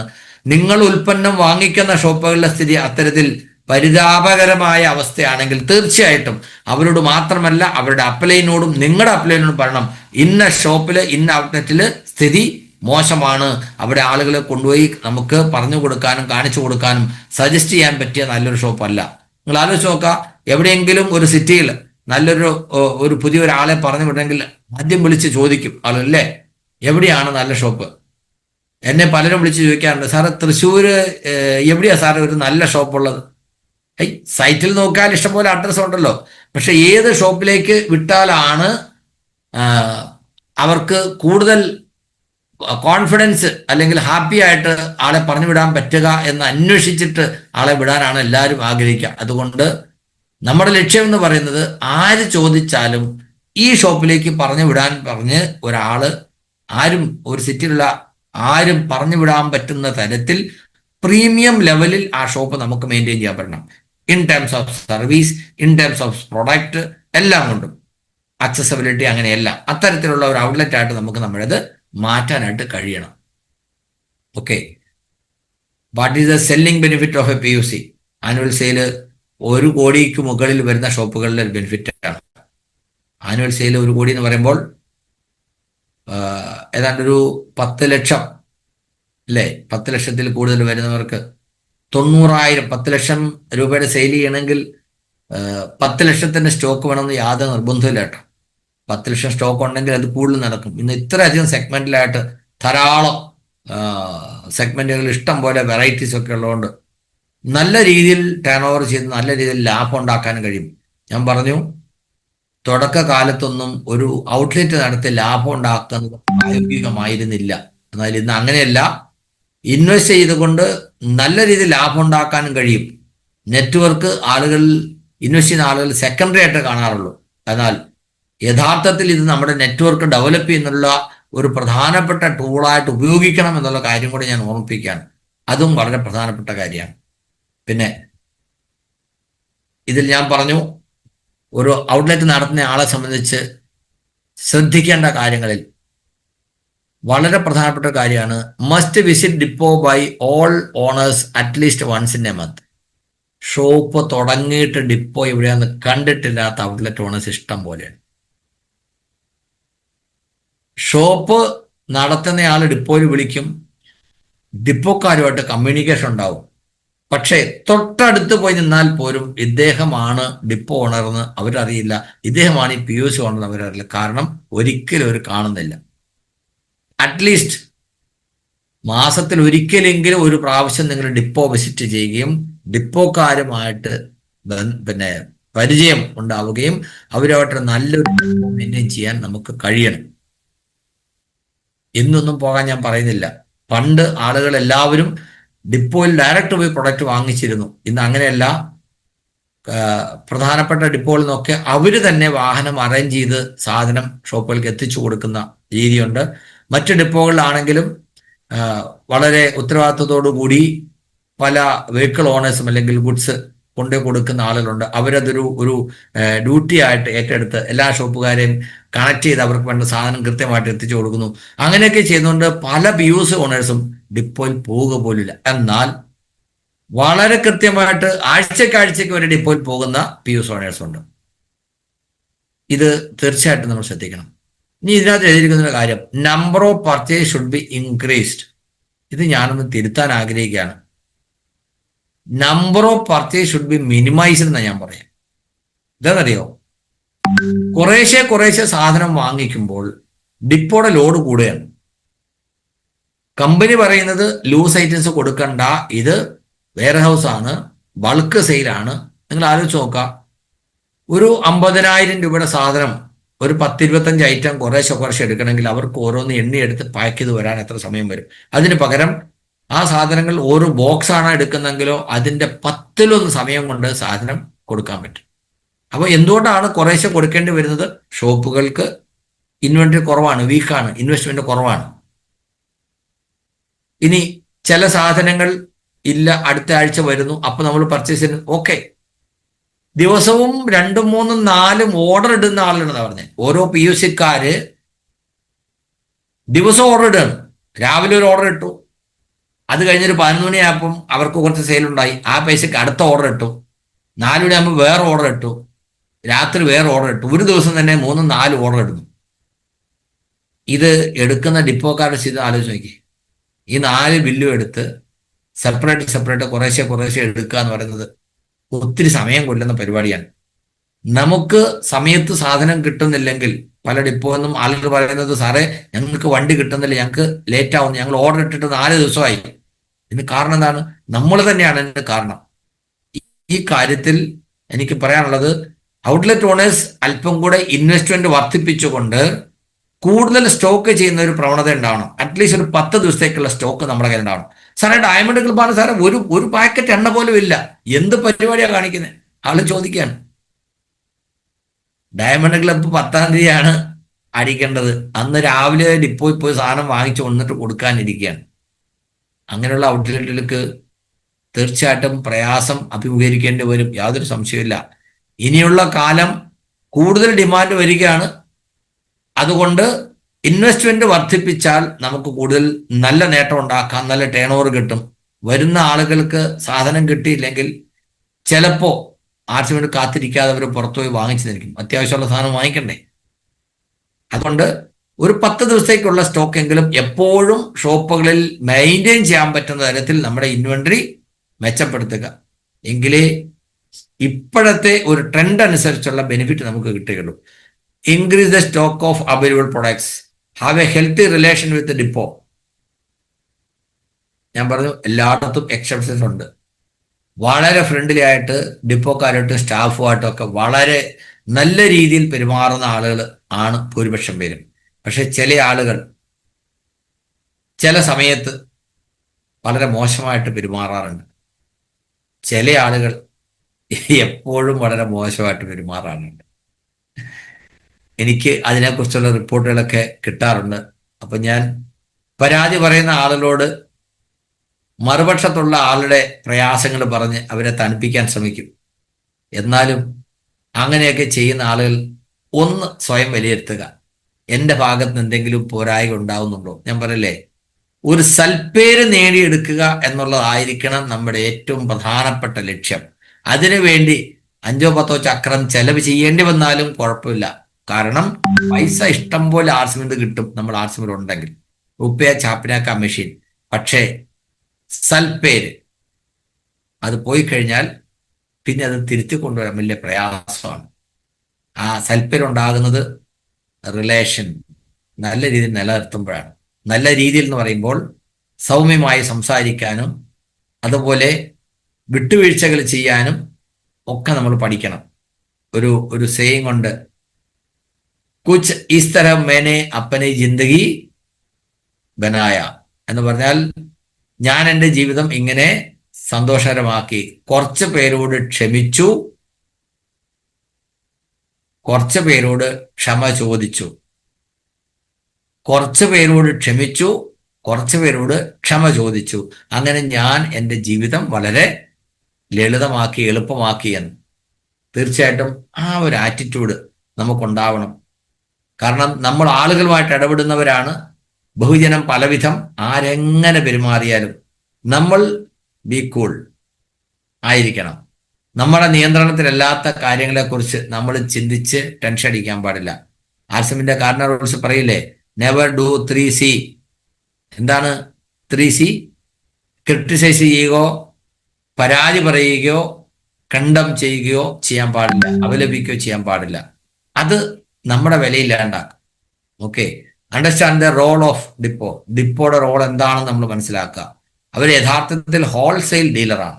ഇങ്ങനെ റീറ്റെയിൽ ചെയ്യേണ്ട രീതിയിലല്ല. 5-6 ചില ഷോപ്പുകൾ, ഞാൻ പറയാൻ പാടില്ല എന്നാലും പറയാണ്, ചില ഷോപ്പുകളുടെ പേരിൽ 5-6 ആളുകൾ അവിടെ പോയിട്ട് ഡിസ്പ്ലേ വാളിൽ പർച്ചേസ് ചെയ്യാൻ. ആരൊക്കെയാണെന്ന് പറഞ്ഞു വിടുന്നവർക്കും പർച്ചേസ് ചെയ്യുന്നവർക്കും ഡിപ്പോക്കാർക്കും അറിയാം, കുറച്ചൊക്കെ എനിക്കും അറിയാം. എന്നോട് പറഞ്ഞു, എൻ്റെ പൊന്ന് സാറേ, ഒരു ഷോപ്പിന്റെ കെയർ ഓഫിൽ 5-6 പേരാണ് പർച്ചേസ് ചെയ്യാൻ വരുന്നത്, എല്ലാം ഡിസ്പ്ലേ വാളുകാരാണ്. ഞാനിത് എങ്ങനെ മാനേജ് ചെയ്യും? പറഞ്ഞു കഴിഞ്ഞാൽ അവർക്ക് പിണക്കമാകും. സാർ ഒന്ന് പറയണം. ഇനി അങ്ങനെയുള്ള ആളുകളെ പേഴ്സണലി ഞാൻ വിളിച്ച് പറയാൻ പ്ലാൻ ചെയ്തിരിക്കുകയാണ്. കാരണം സിസ്റ്റം ഒന്ന് സ്ട്രീംലൈൻ ആക്കാൻ കുറച്ച് കർശനമായ നടപടികൾ നമുക്ക് ചെയ്യേണ്ടി വരും. അത്തരത്തിലൊരു പ്രയാസത്തിലേക്ക് ആരും പോകാതിരിക്കാൻ പ്രത്യേകം ശ്രദ്ധിക്കണം. സോ ഡിപ്പോയുടെ റോൾ എന്താണെന്ന് നമ്മൾ മനസ്സിലാക്കണം. Do not generalise the issues. പരാതിയിൽ പറഞ്ഞു തരണമല്ലോ, എപ്പ ചെന്നാലും ഒരു സാധനം കിട്ടില്ല സാറേ. ഒരാൾ പറയുന്നതാണ്, എപ്പ ചെന്നാലും ഒരു സാധനം കിട്ടില്ല. 5-6 കോടിയുടെ ടേൺ ഓവർ ചെയ്യുന്ന ഒരു ഡിപ്പോയെ കുറിച്ചുള്ള ഒരാളുടെ പ്രതികരണമാണ് ഇങ്ങനെ. എന്താണ് അവരോട് മറുപടി പറയേണ്ടത്? അവരെല്ലാവരോടും വളരെ മോശമായിട്ടാണ് പെരുമാറുന്നത്. പറയാറില്ലേ, ആളുകൾ പറയാറില്ലേ, അവരെല്ലാവരോടും വളരെ മോശമായിട്ടാണ് പെരുമാറുന്നത്. എന്നോട് പെരുമാറിയെന്നോ ഞങ്ങളോട് പെരുമാറുന്നോ പറയുന്നത് സമ്മതിക്കാം. എല്ലാവരോടും വളരെ മോശമായിട്ട് പെരുമാറും. കാരണം എന്താണ്? അവർക്ക് തീരെ സഹിക്കാൻ പറ്റുന്നില്ല. ഞാൻ പറഞ്ഞത്, നമ്മളൊരു കാര്യം പറയുമ്പോൾ അതിന് മുമ്പ് നമ്മൾ അതിനെ ഒന്ന് വിലയിരുത്തണം. ഞാൻ പറയുന്നതിൽ എത്രമാത്രം വസ്തുതയുണ്ട്. Do not generalise the issues. How a PUC can be developed. ഇനിയും കുറച്ച് കാര്യങ്ങളുണ്ട്. Always smile and wish a customer. നമ്മുടെ ഷോപ്പിലേക്ക് ഒരാൾ വരുമ്പോൾ അവരെ എങ്ങനെ ഡീൽ ചെയ്യണം, build a relation with them, share the product features to them. കാര്യങ്ങൾ പറഞ്ഞു കൊടുക്കണം, പ്രൊഡക്റ്റിനെ കുറിച്ച് പറഞ്ഞു കൊടുക്കണം. പുതിയ പുതിയ കാര്യങ്ങൾ പോളിസി ഉണ്ടെങ്കിൽ അതിനെക്കുറിച്ച് പറഞ്ഞു കൊടുക്കണം. Online billing system, spot bill കൊടുക്കാനായിട്ട് ശ്രദ്ധിക്കണം. പല ആളുകളും പറയുന്നത്, സാറേ സാധനം മേടിച്ച് കഴിഞ്ഞാൽ ബില്ലടിക്കില്ല, ബില്ലടിക്കുമ്പോൾ പകുതി സാധനമില്ല, നുട്ട് ചാർജ് വാങ്ങിച്ചാൽ അതിന് പകരം വേറെ FMC ചെയ്യാൻ അടിക്കുന്നത്, പിന്നെ വിളിച്ച് ചോദിക്കുമ്പോൾ ഇവിടെ അങ്ങനെ ബില്ലടിക്കുള്ളൂ എന്നാണ് പറയുന്നത്, തനിക്ക് വേണേ മേടിച്ചാൽ മതി എന്നാണ് പറയുന്നത്. ഇങ്ങനെയൊക്കെയുള്ള പരാതികളൊക്കെ കേൾക്കുന്നുണ്ട്. ഇതെല്ലാം നമുക്ക് തിരുത്തേണ്ടി വരും. കാര്യങ്ങൾ കൂടുതൽ മെച്ചപ്പെട്ട രീതിയിലേക്ക് കൊണ്ടുവന്നേ മതിയാകും. In case of internet or system failure, manual bill കൊടുക്കുമ്പോൾ അതിൽ കൃത്യമായി ഷോപ്പിന്റെ ഫോൺ നമ്പർ ഉൾപ്പെടെ ഡീറ്റെയിൽസ് ഉണ്ടാവണം. അവർ പോയി കഴിഞ്ഞിട്ട് പിന്നീട് അവർ വിളിക്കാൻ നമ്പർ ഇല്ലാത്ത രീതിയോ ബില്ലിനെ സംബന്ധിച്ച് കൺഫ്യൂഷൻ വരാൻ പാടില്ല. അതുകൊണ്ട് തീർച്ചയായിട്ടും ഇതിലൊക്കെ വളരെ കൃത്യമായിട്ട് സുതാര്യത നമ്മൾ ഉറപ്പുവരുത്തണം. ഷോപ്പ് കൊണ്ടുവന്ന ആളുകളും പ്രൊമോട്ട് ചെയ്യുന്ന ആളുകളും പ്രത്യേകം ശ്രദ്ധിക്കണം. Maintain A customer register. ഇന്നിപ്പോൾ നമുക്ക് ഓൺലൈനായിട്ടുള്ള സംവിധാനങ്ങൾ ഒത്തിരി ഉണ്ട്. നമുക്കൊരു വാട്സപ്പ് ഗ്രൂപ്പ് ക്രിയേറ്റ് ചെയ്യാം, അല്ലെങ്കിൽ ടെലിഗ്രാമിൽ ഒരു ഗ്രൂപ്പ് ക്രിയേറ്റ് ചെയ്യാം. അവരുമായിട്ടുള്ള കമ്മ്യൂണിക്കേഷൻ, ഒരു നോട്ടീസ് ബോർഡും ഡിസ്പ്ലേ ബോർഡും ഉണ്ടായിരിക്കണം. റെഗുലറായിട്ട് പ്രോഗ്രാം നടത്തണം, അതിനെക്കുറിച്ചുള്ള വിവരങ്ങൾ അവിടെ എഴുതിയിടണം. പ്രൈസ് ചേഞ്ചുകളോ മറ്റെന്തെങ്കിലും ഓഫറുകളോ കാര്യങ്ങളോ ഉണ്ടെങ്കിൽ കസ്റ്റമേഴ്സ് വരുമ്പോൾ അവർക്ക് കാണാവുന്ന തരത്തിൽ അത് അവിടെ ഡിസ്പ്ലേ ചെയ്യണം. ഈ ഗ്രൂപ്പുകളിൽ ഇടയ്ക്കിടയ്ക്ക് അത് നമ്മൾ സർക്കുലേറ്റ് ചെയ്യണം. പുതിയൊരു പ്രൊഡക്റ്റ് വന്നാൽ അതിനെക്കുറിച്ച് പറഞ്ഞു കൊടുക്കണം.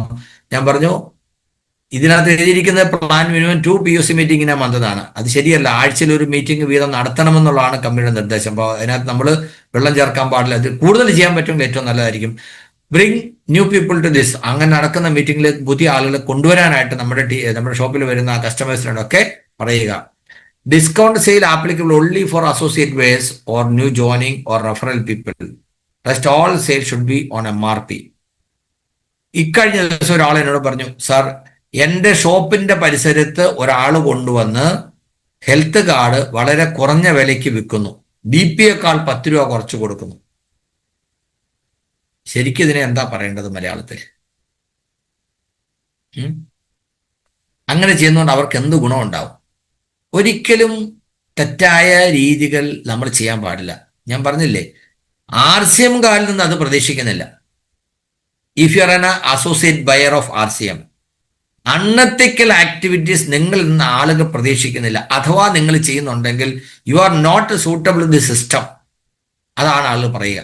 അതുകൊണ്ടാണ് ഗോപാൽ സാർ പറയുന്നത്, RCM is not a vacuum cleaner, it is a filter. തീർച്ചയായിട്ടും നമ്മൾ മനസ്സിലാക്കണം, ക്വാളിറ്റി ഉള്ള ആളുകൾക്ക് മാത്രമേ RCMലൂടെ പുരോഗതി ഉണ്ടാവൂ. അല്ലാതെ എന്തെങ്കിലും മനസ്സറിഞ്ഞ് കള്ളത്തരം കാണിക്കുകയോ ആളുകളെ കബളിപ്പിക്കാൻ ശ്രമിക്കുകയോ പറ്റിക്കാൻ ശ്രമിക്കുകയൊക്കെ ചെയ്താൽ അവർക്ക് വളർച്ച തടസ്സപ്പെടും. എത്ര വലിയ മിടുക്കനാണെങ്കിലും ശരി, അവർക്ക് ദോഷമുണ്ടാകുമെന്നുള്ളത് ഈ 25 വർഷത്തെ അനുഭവത്തിൽ നിന്ന് ഇഷ്ടം പോലെ ഉദാഹരണങ്ങളുണ്ട്. അതുകൊണ്ട് ഇത് ദൈവതോന്മുഖമായി ചെയ്യേണ്ട ഒരു കാര്യമാണ്. 100% സുതാര്യമായി, സത്യസന്ധമായി, സ്നേഹപൂർവമായി ചെയ്യേണ്ട ഒരു കാര്യമാണ്. അതുകൊണ്ടാണ് TCG പറയുന്നത് സേവ, സ്വാസ്ഥ്യ, സംസ്കാർ, ഈ 3 കാര്യങ്ങളെ മുൻനിർത്തിയായിരിക്കണം നമ്മുടെ പ്രവർത്തനം. Never appoint A staff in the shop but A promoter. വെറുതെ സാധാരണ ഒരു കടയിലെ കച്ചവടക്കാരനെ പോലെ ഒരു സ്റ്റാഫിനെ ആയിട്ടാവരുത് നമ്മൾ ഇരുത്തുന്നത്. അവര് സിസ്റ്റം മനസ്സിലാക്കി പ്രൊമോട്ട് ചെയ്യുന്ന ഒരാളായിരിക്കണം. അങ്ങനെ ഒരാളെ നമ്മുടെ ഷോപ്പിന് ശോഭ തരൂ. അല്ലെങ്കിൽ അതുകൊണ്ട് ഗുണമല്ല, ദോഷമാണ്. പണ്ട് എനിക്കറിയാവുന്ന ഒരു ഔട്ട്ലെറ്റില് ഒരാൾ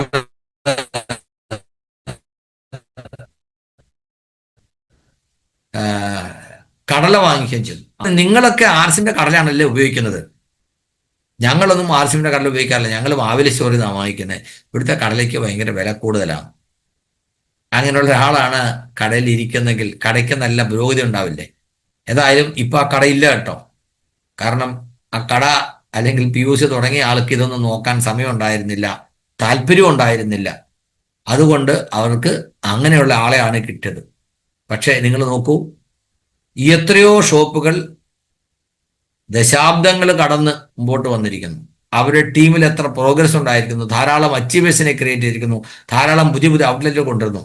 ആ സ്പിരിറ്റ് ഉൾക്കൊണ്ടുകൊണ്ട് RCMമായിട്ട് മാറി നമുക്ക് മാറ്റം ഉൾക്കൊണ്ടുകൊണ്ട് മുമ്പോട്ട് പോകാൻ കഴിയണം. അപ്പോഴാണ് യഥാർത്ഥത്തിൽ ഡിസൈൻ അനുസരിച്ചുള്ള നേട്ടം ഉണ്ടാകുക. So never carry forward any bill to the next month. ഈ മാസം അടിക്കേണ്ട ബില്ല് അടുത്ത മാസത്തേക്ക് മാറ്റി വെക്കരുത്. പാർഷ്യൽ പർച്ചേസിന് ന്യൂ ജോയിനിങ് ഒരിക്കലും കൊടുക്കരുത്. ഈ മാസം 500 രൂപയുടെ സാധനം മേടിച്ചു, അടുത്ത മാസം കൂടെ 500 വാങ്ങിച്ചാൽ ഞാൻ ജോയിനിങ് തരാം. നോ, അങ്ങനെയുള്ള പരിപാടിയൊന്നും ചെയ്യരുത്. ആ കാലമൊക്കെ കഴിഞ്ഞു. അതേപോലെ എന്താ പറയുക, പ്രൊഡക്റ്റ് കൊടുക്കാതെ ബില്ല് ചെയ്യുന്ന പരിപാടി. There should be one local leader in charge of 1 POC. ഒരു ഷോപ്പിന് ഒരാളെ, ഒരു ലീഡർ ആ ഷോപ്പിന് ഇൻചാർജ് ആയിട്ട് ഉണ്ടാവണം. ഇവിടെ നടക്കുന്ന കാര്യങ്ങൾ മോണിറ്റർ ചെയ്യാനും അവർക്ക് വേണ്ട സഹായങ്ങൾ ചെയ്യാനും ഗൈഡൻസ് കൊടുക്കാനും ഒക്കെ ഒരാളുണ്ടാവണം. Maintain sufficient stock as per sales. Never say no to a customer. ഒരിക്കലും ഒരു കസ്റ്റമറോട് നോ പറയാനൊരു സാഹചര്യം നമുക്ക് ഉണ്ടാകാൻ പാടില്ല. Keep sufficient tools. ഒരു കഷണം പോലും ടൂൾസ് ഇല്ലാത്ത ധാരാളം ഷോപ്പുകളുണ്ട്. ഹരിസഞ്ജീവിയുടെ നോട്ടീസ് ഉണ്ട്, ന്യൂട്രിചാർജിന്റെ നോട്ടീസ് ഉണ്ട്, പ്ലാൻ ബുക്ക് ഉണ്ട്, ഗാമ ഉണ്ട്, ന്യൂട്രിചാർജ് ഇഷ്ടം പോലെ തരുന്ന ടൂൾസ് ഉണ്ട്. ഇതൊക്കെ യഥേഷ്ടം നമ്മുടെ കയ്യിലുണ്ടാവണം. നമ്മുടെ ഞാൻ കഴിഞ്ഞ ദിവസം ഇവിടെ ഓളിസ്വെൽ വണ്ടർവേൾഡ് ക്വിക്കിൽ പോയി. മോളിമാടത്തിന്റെ മോളി ടവറിലേക്ക് കഴിഞ്ഞ 1-ാം തീയതിയാണ് പുതിയ ബിൽഡിങ്ങിലേക്ക് ഷോപ്പ് മാറുന്നത്. അവിടെ ചെന്നപ്പോൾ കയറി ചെല്ലുമ്പോൾ തന്നെ അതിനുവേണ്ടി പ്രത്യേക ഒരു സ്റ്റാൻഡാണ് തയ്യാറാക്കി വെച്ചിരിക്കുന്നത്. അവിടെ ടൂൾസ് ഒക്കെ വെച്ചിരിക്കുന്നു. എറണാകുളത്തെ റെബേക്ക മാഡത്തിന്റെ ഔട്ട്ലെറ്റ് ചെന്ന് കഴിഞ്ഞാൽ അവിടെ ഈ പറഞ്ഞ എല്ലാ ടൂൾസും അങ്ങനെ പ്രത്യേകമായിട്ട് ഒരു റാക്ക് തയ്യാറാക്കി വെച്ചിരിക്കുകയാണ്. സുലഭം റോഡിൽ ചെന്ന് കഴിഞ്ഞാൽ അവിടെ ഒരു സിറ്റിംഗ് റൂമിൽ ഒരു റാക്ക് നിറച്ച ടൂൾസാണ് വെച്ചിരിക്കുന്നത്, എല്ലാം ഉണ്ട്. അത്തരത്തിൽ ടൂൾസ് മെയിൻറ്റെയിൻ ചെയ്യുകയും പ്രൊമോട്ട് ചെയ്യുകയും ചെയ്യുന്ന ഒരു ശീലം നമുക്കുണ്ടാവണം. എന്നും പുതിയ ആളുകൾ ആശ്രമത്തിലേക്ക് വന്നുകൊണ്ടിരിക്കുകയാണ്. അവർക്കൊക്കെ ഇത് പറഞ്ഞു കൊടുക്കണം. ടൂൾസ് കടയിൽ ഉണ്ടായാൽ മാത്രം പോരാ, വരുന്നവരോട് പറയണം ഇന്ന സാധനങ്ങളുണ്ട്, അത് ഇന്ന കാര്യത്തിനുള്ളതാണ്. ആരെങ്കിലും അതിനുവേണ്ടി ഇനിഷ്യേറ്റീവ് എടുക്കണം. ഷോപ്പ് നടത്തുന്ന ആളുകൾ, സ്റ്റാഫ് ആരെങ്കിലും, ലീഡേഴ്സ് ആരെങ്കിലും വരുന്ന ആൾക്ക് പറഞ്ഞ് പരിചയപ്പെടുത്തി കൊടുക്കണം. ഓഗസ്റ്റ് മാസത്തിൽ മാത്രം കേരളത്തിൽ എൻ്റെ ടീമിൽ 10,903 പേര് പുതുതായിട്ട് ജോയിൻ ചെയ്തു. അവരോട് ആര് പറഞ്ഞു കൊടുക്കും? ഈ പറയുന്നൊക്കെ ആളുകൾക്ക് ഓർമ്മ നിൽക്കുമോ? ഹരിസൻ ജോലിയിൽ 10 പ്രൊഡക്റ്റ് ഉണ്ട്, കീസോളിൽ എന്താ പറയുക 100 കണക്കിന് പ്രൊഡക്റ്റ് ഉണ്ട്, ന്യൂട്രിചാർജ് 23 പ്രൊഡക്റ്റ് ഉണ്ട്. ഇതൊക്കെ പറഞ്ഞാൽ ആർക്കും ഓർമ്മ നിൽക്കുക? അപ്പൊ ടൂൾസ് നിർബന്ധമായിട്ടും നമ്മുടെ കൂടെ അസോസിയേറ്റ് ചെയ്യുന്ന ആൾക്ക് കൊടുക്കണം. അതിന്റെ പ്രാധാന്യം പറഞ്ഞു കൊടുക്കണം, അവർക്ക് വാങ്ങിച്ചു കൊടുക്കണം, അവരെ കൊണ്ട് വാങ്ങിപ്പിക്കണം, അത് ഉപയോഗിക്കണം. നമ്മുടെ കോർ ലീഡർ സുജിത് സാർ വളരെ മനോഹരമായിട്ട് ഒരു പ്ലാൻ ബുക്ക് തയ്യാറാക്കിയിട്ടുണ്ട്. അതിന്റെ പുതിയ എഡിഷൻ ഈ അടുത്ത കാലത്ത് റിലീസ് ചെയ്യേണ്ടതായി നമ്മൾ കണ്ടു. ഒത്തിരി ആളുകൾ വാങ്ങിച്ചിട്ടുണ്ട്. നമ്മുടെ ടീമിലുള്ള മുഴുവൻ ആളുകൾക്കും അത് യഥേഷ്ടം വാങ്ങി വെക്കാനായിട്ട് പറയണം. കാരണം ഒരാള് ആർസിമിലേക്ക് വരുമ്പോൾ എന്താണ് ആർസിം എന്ന് അവർക്ക് മനസ്സിലാക്കണമെങ്കിൽ അത്തരത്തിലൊരു പ്ലാൻ ബുക്ക് ഉണ്ടെങ്കിലേ കാര്യങ്ങൾ മനസ്സിലാവും. Maintain general cleanliness in the shop, keep food items and other FMCG products in different racks, local authority licence, food safety approval should be taken. ഇത് പല ആളുകളും മറന്നുപോകും. FSSAIയുടെ എന്താ പറയുക എക്സ്പയറി, അതിന് 1 മാസം മുമ്പ് അത് പുതുക്കണം. അതുപോലെ അത് സൈറ്റിൽ അപ്ലോഡ് ചെയ്ത് കമ്പനിയിൽ നിന്ന് പെർമിഷൻ വാങ്ങിച്ചില്ലെങ്കിൽ പർച്ചേസ് ചെയ്യാൻ പറ്റില്ല. പലപ്പോഴും വണ്ടി ഡിപ്പോയിൽ ചെന്ന് കഴിയുമ്പോഴാണ് സാറേ ഇത് ബ്ലോക്ക് ആയിരിക്കുന്നത്, എങ്ങനെയെങ്കിലും ഒന്ന് ശരിയാക്കി തരണം. എങ്ങനെയെങ്കിലും ശരിയാക്കാൻ പറ്റുമോ? പറ്റത്തില്ല. FSSAI സർട്ടിഫിക്കറ്റ് അപ്ലോഡ് ചെയ്ത് കമ്പനി അപ്രൂവ് ചെയ്താൽ മാത്രമേ പർച്ചേസ് ചെയ്യാൻ പറ്റുള്ളൂ. അവിടെ ഒരു ഷോർട്ട് കട്ടും ഇല്ല. അതുകൊണ്ട് ഇതൊക്കെ നമ്മൾ പ്രത്യേകം ശ്രദ്ധിക്കേണ്ട കാര്യങ്ങളാണ്. ഇനി any circumstance no credit in the PUC. ഇതായിരുന്നു ആക്ച്വലി ആദ്യം പറയേണ്ട പോയിന്റ്. ഒരു കാരണവശാലും ക്രെഡിറ്റ് കൊടുക്കരുത്. ഇന്നൊരാളെന്നോട് പറഞ്ഞു, ഷോപ്പിന്റെ താക്കോല് പുറത്ത് വെച്ചിട്ടുണ്ട്, ലീഡേഴ്സ് അല്ലെങ്കിൽ അവരുടെ റെഗുലർ പർച്ചേസ് ആളുകൾ വിളിച്ചു ചോദിക്കുമ്പോൾ പറയും താക്കോൽ അവിടെ ഉണ്ട്, എടുത്തോളൂ, എടുത്തിട്ട് എഴുതി വെച്ചിട്ട് പൊയ്ക്കോളൂ. അത്രയ്ക്കും ടീമിനെ വിശ്വാസമുള്ള എന്താ പറയുക, അത്രയും ഡെഡിക്കേറ്റഡ് ആയിട്ടുള്ള ആളുകൾ പോലെ നമ്മുടെ കൂടെ ഉണ്ട്. അവിടെയാണ് മാസാവസാനം വിളിച്ചു പറഞ്ഞ് ഞാൻ നാളെ രാവിലെ പൈസ കൊണ്ട് തരാമെന്ന് പറഞ്ഞ് ബില്ല് അടുപ്പിച്ചിട്ട് പിന്നെ ഫോൺ സ്വിച്ച് ഓഫ് ചെയ്ത് കളയും. പൈസ പ്രൊഡക്റ്റ് ഒക്കെ കടം കൊടുത്തു കഴിഞ്ഞാൽ പൈസ മാത്രമല്ല പോകുന്നത്, പ്രൊഡക്റ്റ് മാത്രമല്ല പോകുന്നത്, ആ ബന്ധം തന്നെ നമുക്ക് നഷ്ടപ്പെടും. ഇത് പറയുമ്പോൾ കടം ചോദിക്കുന്ന ആളുകളോട് നോ പറയാൻ ഏറ്റവും പ്രയാസമുള്ള ഒരാളാണ് ഞാൻ. ഒത്തിരി ആളുകൾക്ക് കടം കൊടുത്തിട്ടുണ്ട്, അതിൻ്റെ പ്രയാസം അനുഭവിച്ചിട്ടുണ്ട്. എന്നിട്ടും ഞാൻ പറയാണ്, എന്നെപ്പോലെ ആവരുത്. കടം ചോദിക്കുമ്പോൾ നോ എന്ന് പറയാൻ നമ്മൾ പഠിക്കണം. TCG അതാണ് പറയുന്നത്, നോ ക്രെഡിറ്റ്. PUCയിൽ മാത്രമല്ല, കടം അപകടം. ഇത് പ്രത്യേകം ശ്രദ്ധിക്കേണ്ട കാര്യമാണ്. ഈ സിസ്റ്റത്തിൽ റിലേഷനെ, ബന്ധത്തെ അടിസ്ഥാനപ്പെടുത്തിയാണ് നമ്മൾ മുമ്പോട്ട് പോകുന്നതെങ്കിൽ ആ ബന്ധം മോശമാകാതിരിക്കണമെങ്കിൽ കടം കൊടുക്കുന്ന പരിപാടി ഒഴിവാക്കിയേ പറ്റൂ. അതല്ലെങ്കിൽ നമുക്ക് പ്രയാസങ്ങളെ അഭിമുഖീകരിക്കേണ്ടി വരും. Take a timely action to take GST when annual sale is about to reach 40 lakhs. ഇന്ന് ഒരു വലിയ ശതമാനം ഷോപ്പുകളും GST എടുക്കേണ്ട ലെവലിലാണ്. 40 ലക്ഷം എത്തുന്നതിന് മുമ്പ് തന്നെ അതിന് വേണ്ട നടപടികൾ ചെയ്യുക. പിന്നീട് ഒരു കോംപ്ലിക്കേഷനിൽ പോകാൻ ഇടവരരുത്. സ്റ്റോപ്പ് പർച്ചേസ്മെന്റ് റിപ്പോർട്ടിൽ GST is updated in the company. 40 ലക്ഷം ആയി കഴിഞ്ഞാൽ പിന്നെ GST എടുത്തു കഴിഞ്ഞാൽ അപ്ഡേറ്റ് ചെയ്യാതെ പർച്ചേസ് ചെയ്യരുത്. നിലവിലുള്ള സ്റ്റോക്ക് അപ്ഡേറ്റ് ചെയ്യാൻ വേണ്ട നിർദ്ദേശം നമ്മുടെ കൺസൾട്ടന്റിന് കൊടുത്ത് കൃത്യമായിട്ട് നിലവിലുള്ള സ്റ്റോക്ക് GSTയിലേക്ക് അപ്ഡേറ്റ് ചെയ്യുന്ന ഉറപ്പുവരുത്തണം. അതിന് 1 മാസത്തിനുള്ളിൽ ചെയ്യണമെന്നാണ്. GST അലോട്ട് ചെയ്ത് കഴിഞ്ഞാൽ, ഇഷ്യൂ ചെയ്ത് കഴിഞ്ഞാൽ നിലവിലുള്ള സ്റ്റോക്ക് 1 മാസത്തിനുള്ളിൽ നമുക്ക് അപ്ഡേറ്റ് ചെയ്യാം. അതിന് നിങ്ങളുടെ കൺസൾട്ടന്റിനെ ബന്ധപ്പെട്ട് ചെയ്യുക. എന്തെങ്കിലും കാരണവശാൽ അത്തരത്തിൽ നിങ്ങൾക്ക് പ്രയാസങ്ങളുണ്ടെങ്കിൽ contact your technical achiever through him. നമുക്ക് കമ്പനിയുടെ അങ്ങേയറ്റം വരെ എത്താനുള്ള വഴികളുണ്ട്. ഓക്കെ, ഇപ്പൊ എല്ലാ കാര്യത്തിനും കമ്പനി വളരെ പ്രോംപ്റ്റ് ആണ്. നിങ്ങൾ കൃത്യമായി ഒരു ഇമെയിൽ അയച്ചു കഴിഞ്ഞാൽ ഉടൻ തന്നെ അതിന് മറുപടി വരും.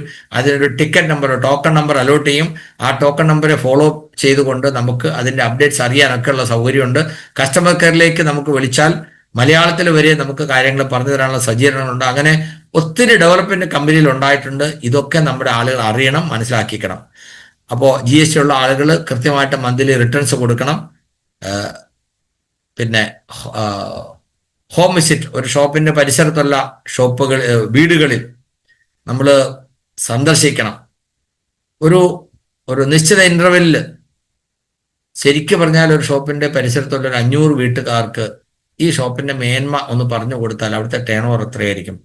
പലപ്പോഴും തൊട്ടടുത്ത വീട്ടുകാരും തൊട്ടടുത്ത ഷോപ്പുകാരും പോലും ഇവിടെ എന്താണുള്ളതെന്ന് അറിയാറില്ല. അപ്പോൾ ഇത് നല്ല രീതിയിൽ ഒരു ഷോപ്പിനെ സംബന്ധിച്ച് ആ പ്രദേശത്ത് നല്ലൊരു പ്രൊമോഷൻ, ഒരു കൺസിസ്റ്റന്റ് ബിസിനസ് നമുക്ക് ഉറപ്പുവരുത്താൻ കഴിയും. പിന്നെ ഡിസ്പ്ലേ വാളിനെ കുറിച്ച് പറയാൻ, promote display wall with all associates in there houses. ഒരു 10,000 രൂപയുടെയെങ്കിലും പ്രൊഡക്റ്റ് എടുത്ത് വെക്കുന്ന നല്ല ഡിസ്പ്ലേ വാളുകൾ പ്രൊമോട്ട് ചെയ്യുക. ഇത് ടോട്ടൽ പ്രൊഡക്റ്റ് അവൈലബിലിറ്റി ഇൻക്രീസ് ചെയ്യാൻ സഹായിക്കും. ഒരു ഡിസ്പ്ലേ വാൾ ഉണ്ടെങ്കിൽ അദ്ദേഹത്തിന്റെ ടീമിലുള്ളവർക്ക് അവർക്ക് പ്രൊഡക്റ്റ് കൊടുക്കാനായിട്ട് കഴിയും. അപ്പം ഡിസ്പ്ലേ വാൾ പ്രൊമോട്ട് ചെയ്യുക, അത് ഒരു വീട്ടിലേക്ക് ഒരു എക്സ്ട്രാ ഇൻകത്തിനും അത് സഹായിക്കുന്നുണ്ടാകും. Adopt latest technologies like shopping machine, GPay, CCTV camera, bluetooth, printer, ഇതൊക്കെ കാലത്തനുസരിച്ചുള്ള മാറ്റം ഉൾക്കൊള്ളാൻ തയ്യാറാകണം. വൈറ്റ് ബോർഡും മാർക്കറും ഒക്കെ നമുക്ക് ഷോപ്പിൽ റെഗുലർ മീറ്റിങ്ങിന് വേണ്ടി കരുതിയിരിക്കണം. പുതിയ പ്രൊഡക്റ്റുകൾ വരുമ്പോൾ അതിനെക്കുറിച്ചുള്ള ഡെമോയും കാര്യങ്ങളൊക്കെ ഷോപ്പിൽ നടത്തണം. RCMൻ്റെതല്ലാത്ത പ്രൊഡക്റ്റുകൾ ഷോപ്പുകളിൽ വെക്കാൻ പാടില്ല, അത് സെയിൽ ചെയ്യാനും പാടില്ല. അത് ഷോപ്പിന്റെ എന്താ പറയുക, പ്രവർത്തനത്തിന്റെ നിയമത്തിന് വിരുദ്ധമാണ്. 30 ദിവസം അസോസിയേറ്റ് ബയർ വാങ്ങിക്കുന്ന പ്രൊഡക്റ്റ് 30 ദിവസം വരെ തിരിച്ചു കൊടുക്കാനുള്ള ഓപ്ഷൻ ഉണ്ട് എന്നുള്ളൊരു വസ്തുത നമ്മൾ ഓർക്കണം. ഒരു അത്യാവശ്യ സന്ദർഭത്തിൽ ആരും തിരിച്ചു കൊടുക്കാൻ വരുമ്പോൾ അത് ഷോപ്പ് നടത്തുന്ന ആൾ അറിഞ്ഞിരിക്കണം. ഹോം ഡെലിവറി വളരെ പുതിയൊരു സിസ്റ്റമാണ്.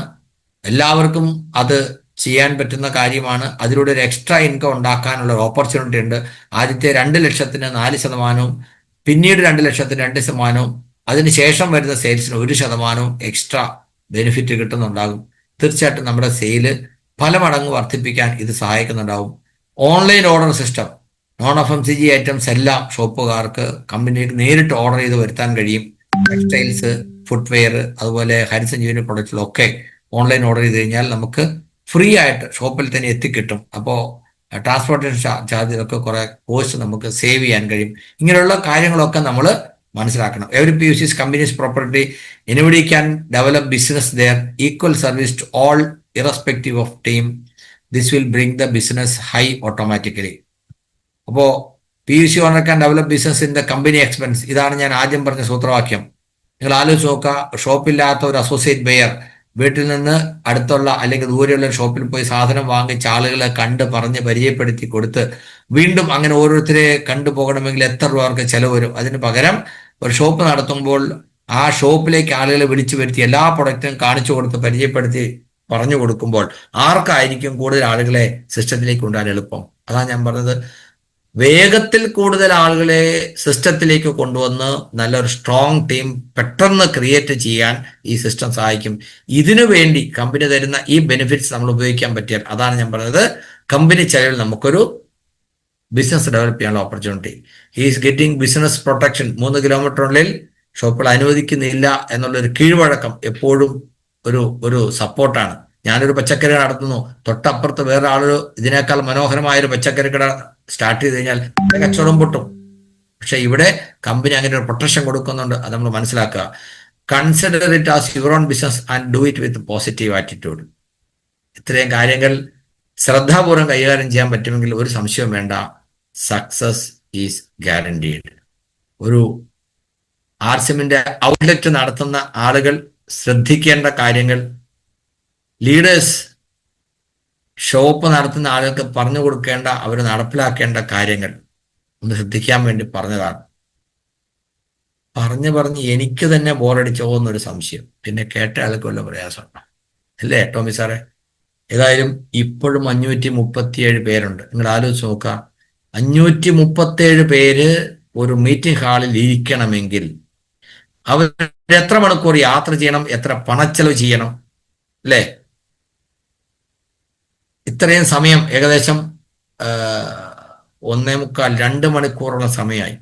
2 മണിക്കൂർ സമയം നിങ്ങൾക്ക് തന്നെ ഒരു എന്താ പറയാ തോളിൽ തട്ടി നിങ്ങളെ അഭിനന്ദിക്കുക. ഇത്രയും നേരം ഇത് ഇൻട്രസ്റ്റ് ആയിട്ട് കേട്ടിരുന്നത്. ഇതാണ് ഈ സ്പിരിറ്റാണ് നമ്മുടെ ടീം 1ാം സ്ഥാനത്ത് വരാനുള്ള കാരണം. ഒത്തിരി ആളുകളൊന്നും വേണ്ട. ഒരു 80-20 പ്രിൻസിപ്പിൾ ഉണ്ട്. ഏത് കാര്യത്തിന്റെ റിസൾട്ട് കൊണ്ടുവരുന്നത് 20% ആളുകളാണ്. അവർക്കാണ് പുരോഗതി ഉണ്ടാകുന്നത്. നേട്ടത്തിന്റെ 80% അവർക്കായിരിക്കും. നിങ്ങൾ എടുത്തോളൂ ഔട്ട്ലെറ്റുകൾ. കേരളത്തിൽ എത്ര ഔട്ട്ലെറ്റ് ഉണ്ട്? അതിൽ ഞാൻ പറഞ്ഞു 1.5% കൂടുതൽ ഇൻസെന്റീവ് കിട്ടുന്നവർ എത്ര പേരുണ്ട്? Maybe 20% outlet. കേരളത്തിലെ 6 ഡിപ്പോയുടെയും കൂടെ ടോട്ടൽ ടേൺ ഓവർ എടുത്തു കഴിഞ്ഞാൽ 2 ഡിപ്പോയുടെ ടേൺ ഓവർ കൂട്ടിയാൽ ബാക്കിയെല്ലാം കൂടെ ഒന്നിച്ചു കൂട്ടാനുള്ളതേ ഉള്ളൂ. അതുപോലെയാണ് ഇന്ത്യയിൽ മൊത്തം നടക്കുന്ന ബിസിനസിന്റെ ഓരോ സ്റ്റേറ്റിന്റെ അടുത്ത് നോക്കുമ്പോൾ കേരളം 1ാം സ്ഥാനത്താണ്. അങ്ങനെ ആ 20% വരുന്നവരാണ് എപ്പോഴും പുരോഗതിയിലേക്ക് വരുന്നത്. പറഞ്ഞാൽ ഇപ്പൊ ഇരിക്കുന്ന ഈ 550 പേര് they are going to win the game. ഒരു സംശയമില്ല. സൗരവ് ചന്ദ്ര സാർ പറഞ്ഞത് 25 വർഷം കൊണ്ട് ആർസിഎം എന്താണോ നേടിയത് അതിനേക്കാൾ കൂടുതൽ അടുത്ത 5 വർഷം കൊണ്ട് നമ്മൾ നേടും എന്ന് പറയുമ്പോൾ ആ നേട്ടത്തിൽ നിന്റെ ഏറ്റവും വലിയ പങ്ക് നേടാൻ പോകുന്ന ആളുകളാണ് ഇപ്പോൾ ഈ പ്രോഗ്രാമിൽ പങ്കെടുത്തുകൊണ്ടിരിക്കുന്നത്. അതാ ഞാൻ പറഞ്ഞത്, you are going to win the game. ഒരു സംശയം വേണ്ട. TCG പറഞ്ഞത് ലോകത്തുള്ള ആളുകൾക്ക് മനസ്സിലാകണം, ജീവിച്ചിരിക്കുമ്പോൾ സ്വർഗം കാണണമെങ്കിൽ ഭാരതത്തിൽ പോകണം. അങ്ങനെയുള്ളൊരു നവഭാരതം സൃഷ്ടിക്കാനാണ് ആർസിഎം ഇറങ്ങിയിരിക്കുന്നത്. അതിന്റെ പടയാളികളാണ് നമ്മൾ. നമുക്ക് ക്ഷീണവും പരാതിയും പരിഭവവും ദേഷ്യവും ഒന്നും ഉണ്ടാകാൻ പാടില്ല. എല്ലാവരോടും വളരെ നല്ല സഹകരണ മനോഭാവത്തോടു കൂടി ചിരിച്ചുല്ലസിച്ച്, അല്ലെ, സന്തോഷമായിട്ട് ഇങ്ങനെ ഈ സന്തോഷം ആനന്ദം വാരി വിതറി നമുക്ക് മുമ്പോട്ട് പോകാൻ കഴിയും. ഈ മാസത്തെയും അടുത്ത മാസത്തെയും നമ്മുടെ ഒരു ചെറിയ ടാർഗറ്റ് ഉണ്ട്. എന്താന്ന് വെച്ചാൽ കഴിഞ്ഞ മാസങ്ങളെക്കാൾ കൂടുതൽ ഗ്രോത്ത് ടീമിൽ കൊണ്ടുവന്നുകൊണ്ട് ഡിസംബർ 20-ാം തീയതി ഡൽഹിയിൽ നടക്കാൻ പോകുന്ന സിൽവർ ജൂബിലി സെലിബ്രേഷനിൽ ഏറ്റവും കൂടുതൽ ട്രോഫി വാങ്ങിക്കുന്ന ടീമായിട്ട് കേരളത്തിലെ ടീം അവിടെ ഉണ്ടാവണം. എന്നാണോ ഡൽഹിക്കുള്ള ഡിസംബർ 20-ാം തീയതി അവിടെ എത്താവുന്ന ട്രെയിൻ റിസർവേഷൻ സ്റ്റാർട്ട് ചെയ്യുന്നത് അപ്പൊ തന്നെ ടിക്കറ്റ് ബുക്ക് ചെയ്യാം. പുതിയതായിട്ട് റോയൽറ്റിയിലേക്ക് വരുന്നവരും നിലവിലുള്ള റോയൽറ്റിക്കാർ അടുത്ത ലെവലിലേക്ക് വരികയും ചെയ്താൽ അവർക്കൊക്കെ ഇവിടെ കൊച്ചിയിൽ കിട്ടിയ പോലെ ട്രോഫി കിട്ടുന്നുണ്ടാവും. കൊച്ചിയിൽ നമുക്ക് ഒത്തിരി ട്രോഫി കിട്ടി, പക്ഷേ അത് നമ്മുടെ ആളുകൾ മാത്രമേ കണ്ടുള്ളൂ. മറ്റുള്ളവരുടെ മുമ്പിൽ നമുക്ക് തല ഉയർത്തി നിന്ന് അവിടെ പോയി ട്രോഫി വാങ്ങിക്കാൻ പറ്റണം. നമ്മുടെ ടീമിലുള്ളവർക്ക് വാങ്ങിച്ചു കൊടുക്കാൻ പറ്റണം. അതായിരിക്കണം ആസ് എ സീനിയർ ലീഡർ നിങ്ങളുടെ ലക്ഷ്യം. ആർസിഎമ്മിലേക്ക് പുതിയതായിട്ട് കടന്നു വന്ന ഓരോരുത്തർക്കും വലിയ വലിയ നേട്ടങ്ങൾ ഉണ്ടാക്കി കൊടുക്കുക എന്നുള്ളതായിരിക്കണം നമ്മുടെ ലക്ഷ്യം. നിലവിൽ സീനിയർ വൈറ്റൽ ലെവലിലുള്ളവർക്കും അതുപോലെ തന്നെ സ്റ്റാർ റോയൽറ്റിയുടെ ആദ്യ പടവുകളിലൊക്കെ ഉള്ള ആളുകൾക്കും ഈ 2 മാസം അല്പമൊന്ന് ഉത്സാഹിച്ചാൽ സിസ്റ്റം ഫോളോ ചെയ്തുകൊണ്ട് ഈ പറയുന്ന നേട്ടം ഉണ്ടാക്കാൻ കഴിയും. നിങ്ങൾക്ക് എല്ലാവർക്കും അതിന് കഴിയണം. തീർച്ചയായിട്ടും കേരളത്തിന്റെ ആ നമ്പർ 1 ടീം എന്നുള്ള ഇമേജ് നമുക്ക് തുടർന്ന് നിലനിർത്താൻ കഴിയണം. അപ്പോൾ വളരെ സന്തോഷം. ഞാൻ മാത്രമേ സംസാരിച്ചുള്ളൂ, ആരെയും സംസാരിക്കാൻ വിളിച്ചില്ല.